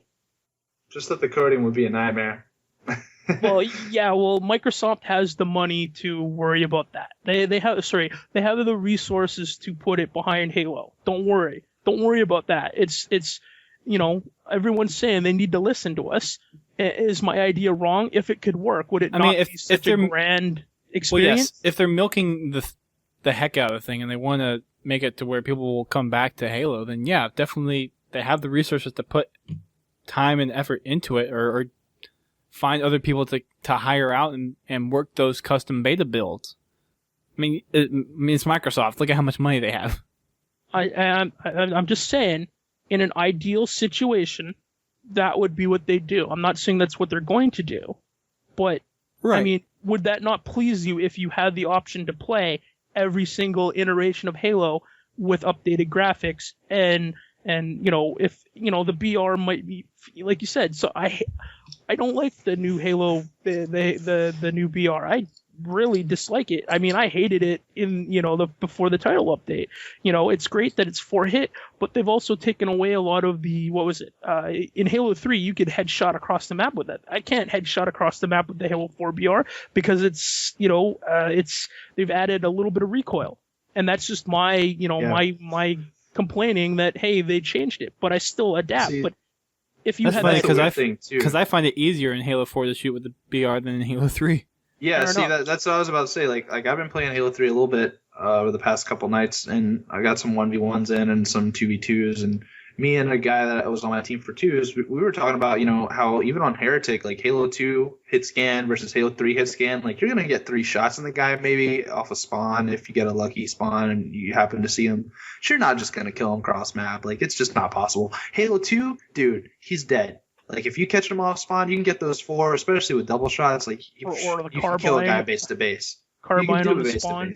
Yeah. But yeah, so some people will agree, and some people just totally did.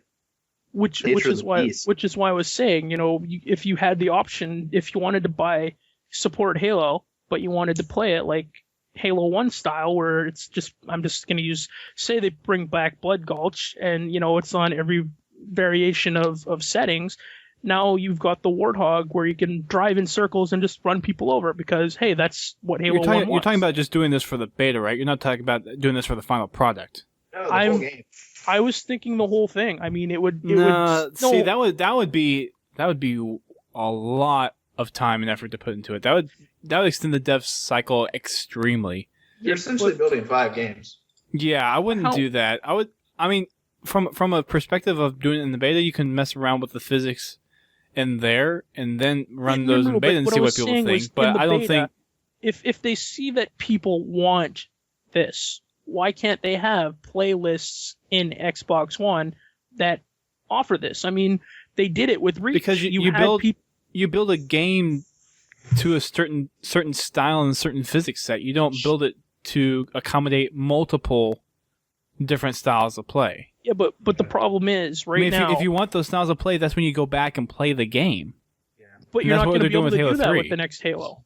unless they're bringing back backwards compatibility and you're going to bust out your Xbox 360. So who's seriously thinking about selling their 360? I'm not. I have 4 of the frickin' things. I'm just saying, like, think about this. They want Xbox One to succeed, right? Or Halo 5 or whatever. They did it with Reach, where you could have 2 playlists, where you had Vanilla Reach, which was DMR spawn and loadouts and this and that, and you had what they called Halo, it came out after with... Which a lot of people didn't like, that they were split-minded on their decisions. Exactly. See, that's the thing. That's the biggest problem is even though they told people, because I remember they had a screen when you logged into the game telling you, hey, come play the new whatever, we balance things and fix stuff. And because you remember how, like, at the beginning of Reach, you could just, like, run at someone and it took 4 shots to pop a shield rather than 3, and you couldn't 2-shot beat down, like they changed that, in the later version of the game. But the problem is people still, just even though they were seeing the same message saying, come play new playlists, no one did. Like, the numbers were still way lower than the normal, just regular Team Slayer, where it wasn't changed. Like, they needed to make the change 100% live. Like, it needed to be a permanent change. Across the board. Across the board. And see, the same thing happened in Gears of War Judgment. The same exact thing. Well, if you look at it, it's 343 trying to appeal to everybody, and that flopped Halo 4.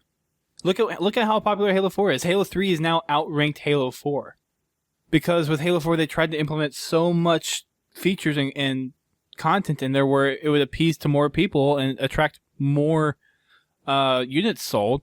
But at the end of the day, you're not really looking at keeping the core audience and keeping that fan base really going. They added stuff we didn't want, and they took stuff that we wanted away. And there wasn't a beta that was A, publicly made known, or B, that was public. And they have to do that for Halo 5. Even if it's a private beta, but the public at least needs to know about it. Get upwards of 50,000 to 100,000 people on the beta. Yeah. Whether it be via a game unlock like they did for Halo 3 where you had to get Shadowrun. Let me ask or for you Halo this. Reach where you had to have Halo 3 ODST. Based on my idea of the 4 different map settings, if they gave people the option to vote, what would you like to see as the next Halo? So say you took vanilla Halo 5, Halo 4 settings, Halo, you had an option. You're not trying to rebuild a game. You're trying to build the next game. You're trying to take ideas from a bunch of games and build it into the next experience. I get that, but here's the thing: if people are wanting the older Halos, the core as you're calling it, but then you look, but you don't look at the games. You look at the mechanics within the games, and you pick out the mechanics that you want to keep. You don't look at the games that you want to keep. You look at the mechanics. So what do you keep? Yeah. What do you add? Okay, and that's the big question that we're going to talk about over the next month of podcasts. Is what? Yeah. Okay. What are those things? Here's what you keep. I'll a minute.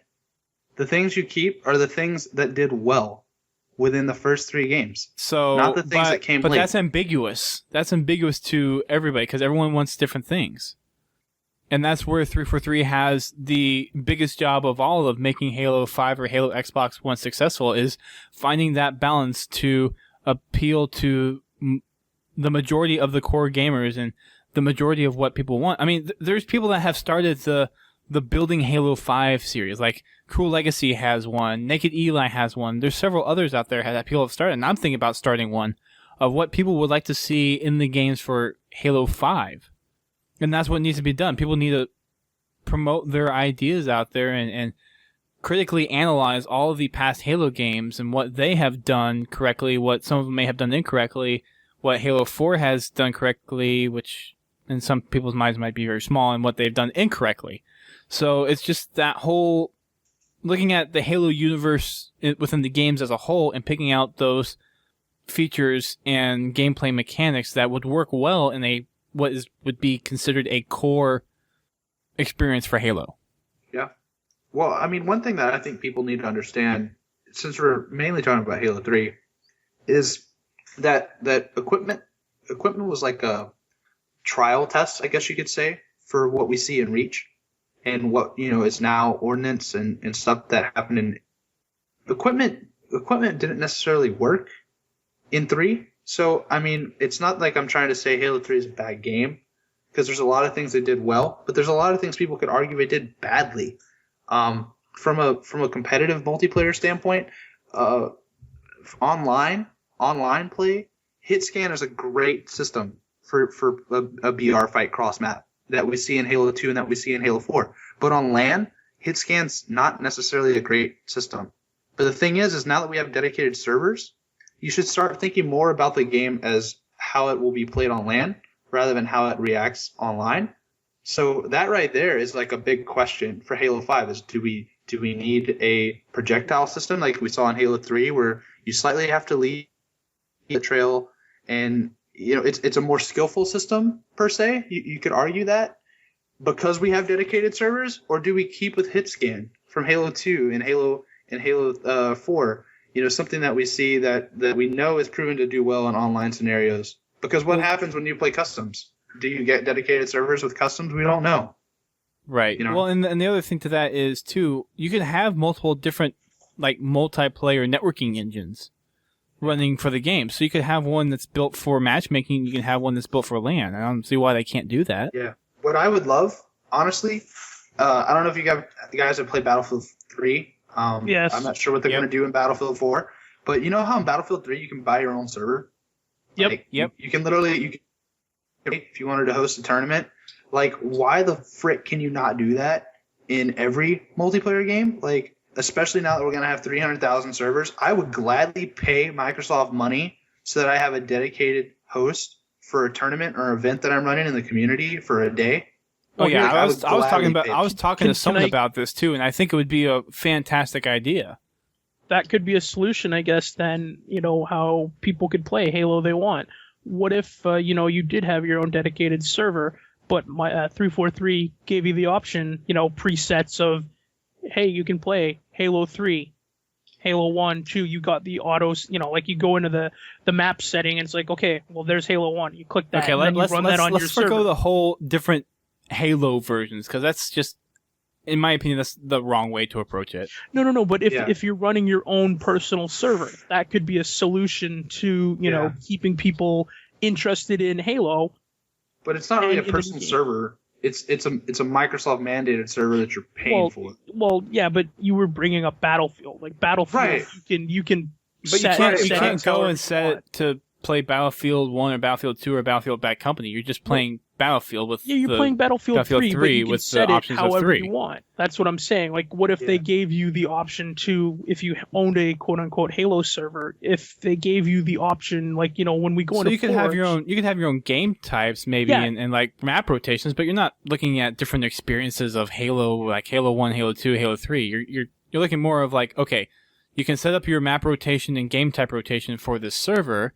You can either make it private or public, private to where people only in your clan can come in, or public to where anyone can come in, and you have a certain rotation list, like any other like PC server would have it. That's right. Yeah. You wouldn't have different game experiences. Right. I'm just saying, what if they gave you the freedom to do that? That would be crazy, but I don't think they will. It would not again, survive, this is not about what really. They wouldn't do. It's that we're suggesting what we'd like to see and how it might bring people back to... Right. Well, ultimately, I think that could be something that would just honestly be technically impossible. Given dev time. It's not something that you want to really look for doing, like having different game experiences. That's you want Halo to progress. You don't want to hold on to the past and try to implement so many different experiences. Right. You want a unified experience for your next game. It out to the main, like, okay, so when we were talking about private servers like Battlefield, you can literally select, so you only can play official servers, or you can search in the, the server search menu for private servers. You're still playing custom games of Battlefield 3, not custom games of Battlefield 1, 2, Bad Company. But what I was trying to get at was, if you wanted to, we're all talking about the stuff, how they took things away and they took stuff and they put stuff in we didn't want. What if some of the options they gave you was, if you wanted to play on a private server, you had the option to play it how you remember it? That would be crazy. That's what I'm saying. Like, I mean, you guys are saying no, but why not? I mean, it's not like it's because if I want those experiences, I'll go back and play those games. I don't want 343 to go keep on rehashing an experience that I already played in another game. I want them to push the franchise forward. Sure, and there's no reason. Agree. There's no reason they can't. But what I'm saying is, Dust, like, why can't you have those options on your own personal server that you're paying your own private, your own money to? If you want Halo 3, play Halo 3.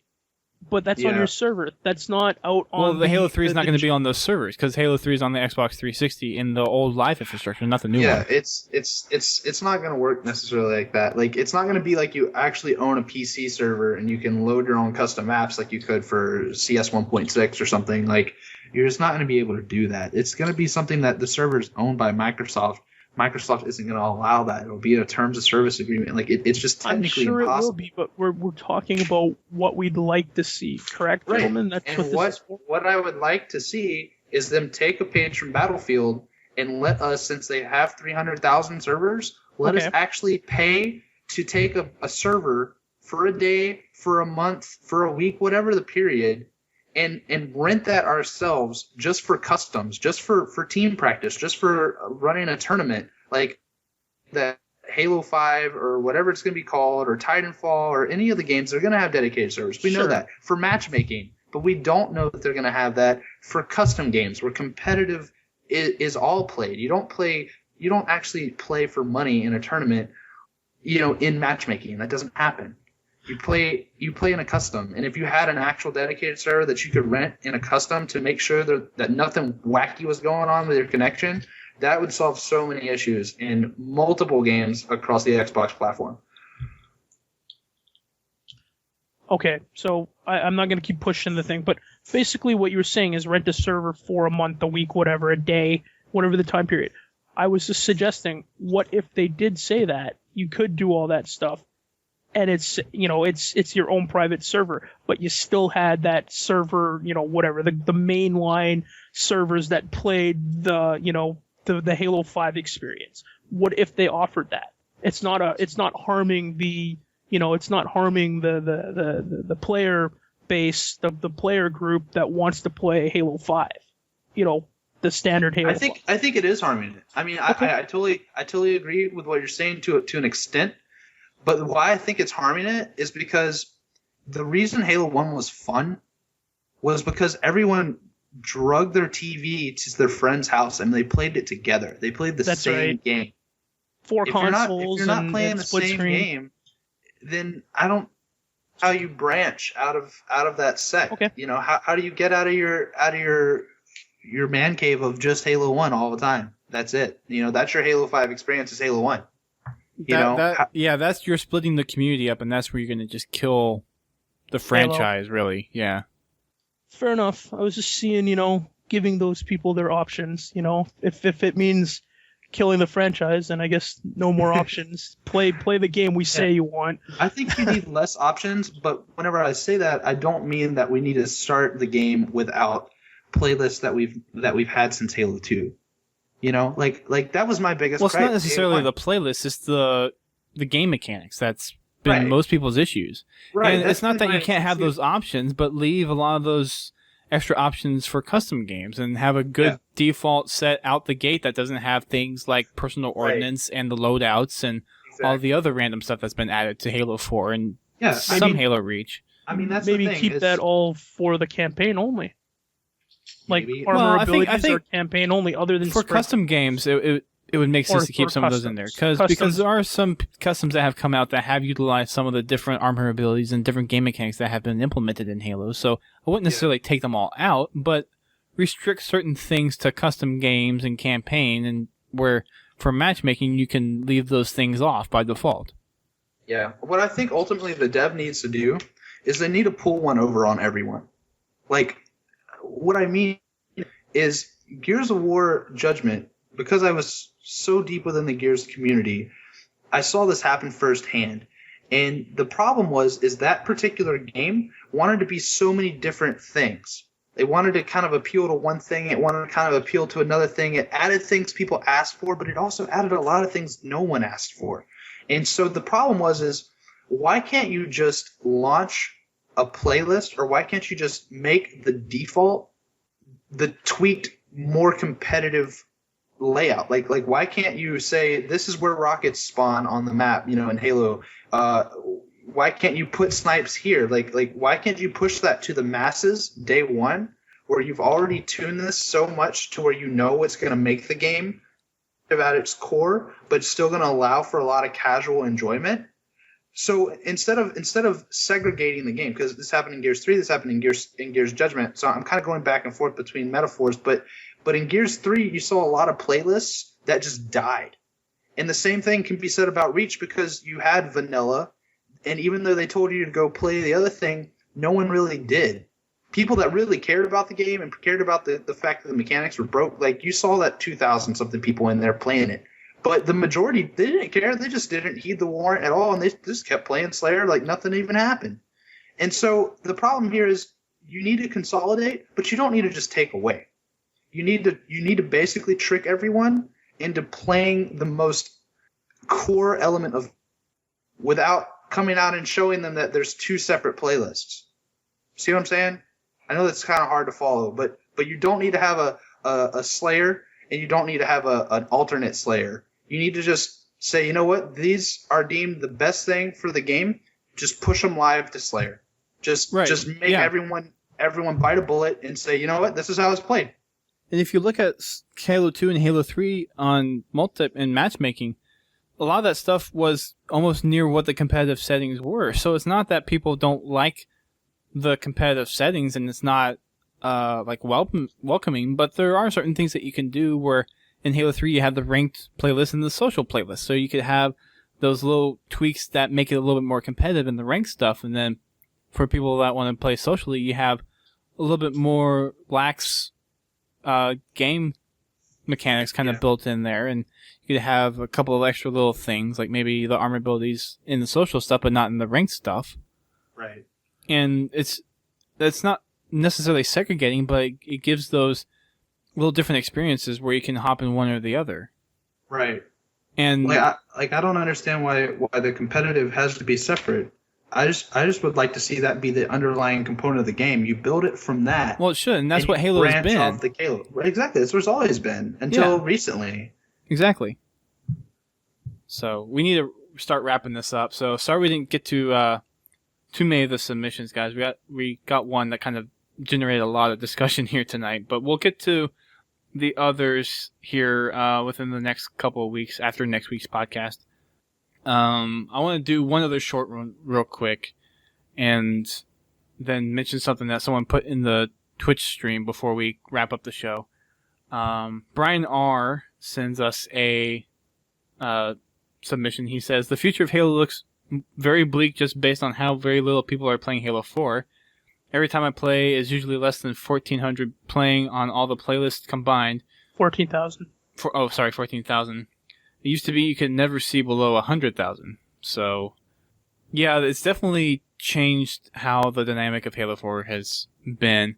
And we've talked about that a little bit last week and we've talked a little bit about tonight on the show of how a lot of that is just transitioning over to Halo 3. And I don't think that necessarily means the future of Halo looks bleak. It just means that 343 needs to really look at what people are wanting, and from what we've talked about tonight on the podcast, the core experience of Halo. So, and I've said this, and I wonder if you guys agree with this, but I feel that Halo 4 is 343's one and only free strike that they get. It's their freebie that they get, and if they don't nail Halo 5, then Halo as a franchise is kind of done. Yeah. A lot of people are excited about Xbox One. And the biggest thing right now, is that what exclusive is going to cause one person to buy Xbox One over PS4? And I know, a lot of people have had a lot of mixed decisions lately because of delays that have been happening to PS4 titles. But honestly, I know the state of Gears of War. I know what we're seeing right now in Halo. And so when people tell me, oh, well, Xbox, they got Halo coming. They got another Gears, it'll be there. Like, dude, honestly, both of these games are pretty bad off right now. I'm not saying go switch to PlayStation 4. I'm just saying if you're really counting on Halo and Gears at this point in time to be your main reason to stick to Xbox, you should probably just start searching for something. Because we don't know what the future really holds for either of those franchises. They're just exclusives on Xbox. So it's actually kind of scary, but it's not necessarily that it is bleak. It's the unknown right now. The unknown factor. I mean, for all we know right now, if 343 is listening to this podcast, you know, they're sitting there going, oh man, if they knew what we had planned, if we could only show them kind of stuff. Like, for all we know, they're going to blow our minds at, say, what? When I would welcome it. I would want them to.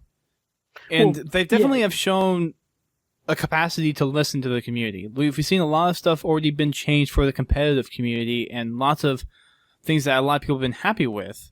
But at the core of the initial experience for Halo 4, it just kind of turned a lot of people away. But it's the thing I'm most worried about with 343 is their ability to implement the core of Halo that we want. So it's not the ability to listen to what people want. It's the ability to actually go in and implement in such a way and not bring in all these extra COD features that will promote initial sales of the game, but rather focus on the things that will make the longevity of the game the more important focus to building. We've talked about core all night. We haven't really defined what core is to each of us. What is core to you, Dust? What is core to you, Brent? What is core to you, Typo? What's core to me? What's core to everyone else? Like, we should just define what core is to us. So really. That's going to be the goal of the next few podcasts. Oh, okay. Whoops. Sorry. Because you can honestly talk about that for an entire podcast, right? Yeah. So that's going to be the goal of the next few podcasts coming up. So, one last thing, I told someone I would mention this in the stream, so I was going to go ahead and do this. Kind of going to your point earlier, Typo, with the whole rankings in Halo and everything. Someone mentioned, let me pull up his chat thing real quick. Crazy Spartan mentioned the use of seasons to help offset the level or the ranking breaking stuff for the true skill.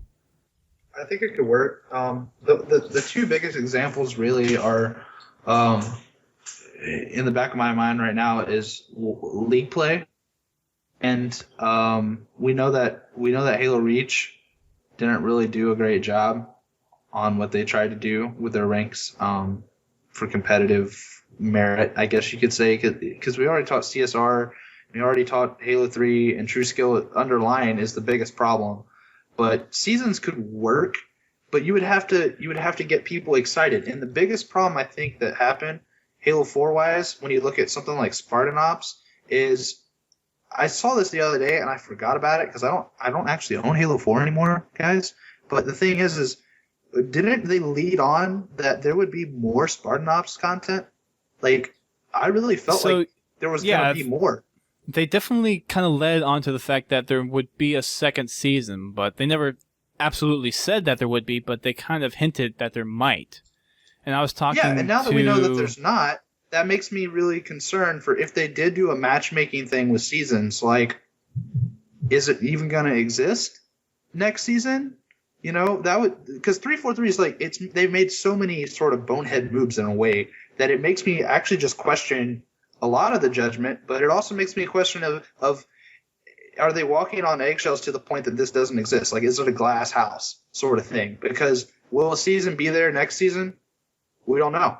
Will a season, what will be the goal? Like, what's the actual point of the season? We know Call of Duty has COD champs, so they have insane league play grinds that people do hours and hours of gameplay on. Anybody know Ogre 2 from Halo? He was there. Why? Probably because Halo 4 was boring. I mean, I don't know, but the thing is, it's impressive that he only played the game for 2.5 months and still made it to the largest Call of Duty, quote-unquote, largest Call of Duty event in the world. I mean, you got to give him some props. But the thing is can 343 and Halo Waypoint, can they actually promise us something? And we see it pan out, you know, because that's the biggest thing. We don't know. It seems all just like it's kind of at random right now. Right. Like global championships just kind of came out of nowhere. Mm-hmm. Like, totally random. Nobody was expecting an FFA tournament. We were all hoping that, hey, 4v4, that would be great. Halo's backbone. But no, it was FFA. And who was in the top 8? MLG. Yep, all MLG Most players. Of those MLG players. You know where those MLG players are right now? You know what Ace, Informal, and Enable, and they're coached by Tyler Hoyt, and I can't Halo remember 3. the last one. Nope. COD Ghosts. They're all switching to Call of Duty. I'm not even kidding. They tweeted it last night. There'll be a MLG Columbus playing Call of Duty. Wow. Yeah. Some of your biggest names in competitive Halo reach through 4. I mean, Enable was there for 3. Amazing sniper through and through. But the thing is, dude, they're switching to COD because ultimately Halo 4 right now hasn't even been out a year. And I've already seen in the last week, I've seen more people praise Halo 3. I've seen more people question about Halo 5 and when it's going to come out. The game's not even a year old. How they can start to begin to ask those questions. So to that, though, you also have to look at the prizes that's coming out for tournaments for those games. And for Halo 3, for Halo, it's not nearly as much as it is for Call of Duty. Because the backing for Call of Duty is... Yeah. I think Call of Duty like $1 million, not $250,000 split between the... And it's a tax write-off. So I think... No. I think if you see more Halo tournaments that have bigger payouts, then you would see more people kind of come back to it. And that's the problem right now. Halo tournaments, period, don't have payouts. Yeah. AGL hasn't paid anybody since like 7 or 8. I definitely agree, yeah. So, I mean, that's the problem. Like, if there's no money and there's, like, Halo 314, a lot of people right now, I think, they're asking a lot of us to stick and play Halo 4 until Halo 5. Like, that's why people are going back to Halo 3, because they remember how fun it was. They remember that it was a good game, quote-unquote core. We'll have to discuss that because people have mixed, feelings. But the thing is they're asking a lot of us because there's nothing happening right now. There's not a competitive tournament. We don't know in terms of global championships what comes after that. Who knows? Maybe they have 4 or 5 events planned. We don't know that. Maybe people will hop back on. You know what? The sad thing is, Enable and Ace and Pistola and all those guys, like, they could come back tomorrow and no practice and still, kick butt. It doesn't even matter. But they've been so inconsistent that we don't have a clear view of their plan for what competitive and what the future of Halo is. So it's just scaring a lot of people. And that's ultimately why they're leaving. Yeah. Yeah, it's unfortunate. So, yeah, I don't want to see the game die. I really don't. None of us do. But at this point, we're kind of just riding it out and seeing what they're doing with Halo 5. Now, I mean, a lot of people, at least on Twitter, have said that there's some stuff they could probably do with Halo 4, but if you think rationally, they're going to be focusing a lot of their time and effort now on development for Halo 5. So Halo 4, pretty much as is right now, is probably almost near the final version of what you're going to see. I would still like to see race. I mean, a lot of the stuff is already in the game to support it. I don't think it would take that much development time to get it officially implemented, but I think there are a few little things that they could probably put in there. So I hate to cut this discussion short, but we gotta kind of wrap up here. We're already past 2 hours, so I'm gonna go ahead and wrap things up. Thank you to Laird and TYP0GRAPH1C for coming on the show. Some distinguished former Podtacular members. Great to have you guys on. Great to see you guys again back on the show. Hopefully we can dig up some other members that would be willing to come on as well. Remember, guys, you can check us out every Thursday night at 8:30 p.m. Eastern Time, which is when we record these shows live.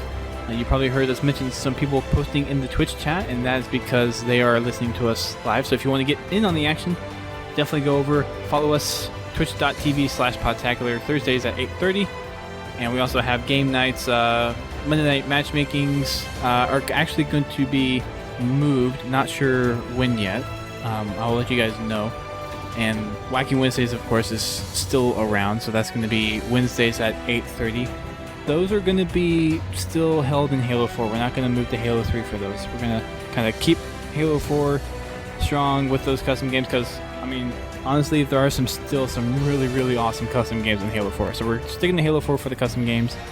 And those are going to be Wednesdays, of course, at 8:30 p.m. Eastern Time as well. Check out our website, podtacular.com. Send us submissions with the big green button on the site, or send them to us directly at submissions@podtacular.com. and send us anything related to what you think about all this stuff coming up with the next Halo game, what you want to see, like some of the stuff that we talked about tonight, your opinions and thoughts of what, like you've heard some of the other ones that we talked about tonight. And for the submissions that we didn't get to, we'll get to those after next week's podcast. So don't worry, we're still going to read them. They're not forgotten. We will get to them. That will pretty much wrap up the show for tonight. Thank you guys for holding it out this long, for those of you that did manage to get past our 2-hour plus podcast. And we will see you guys next time. Keep on fragging that classic Halo 3.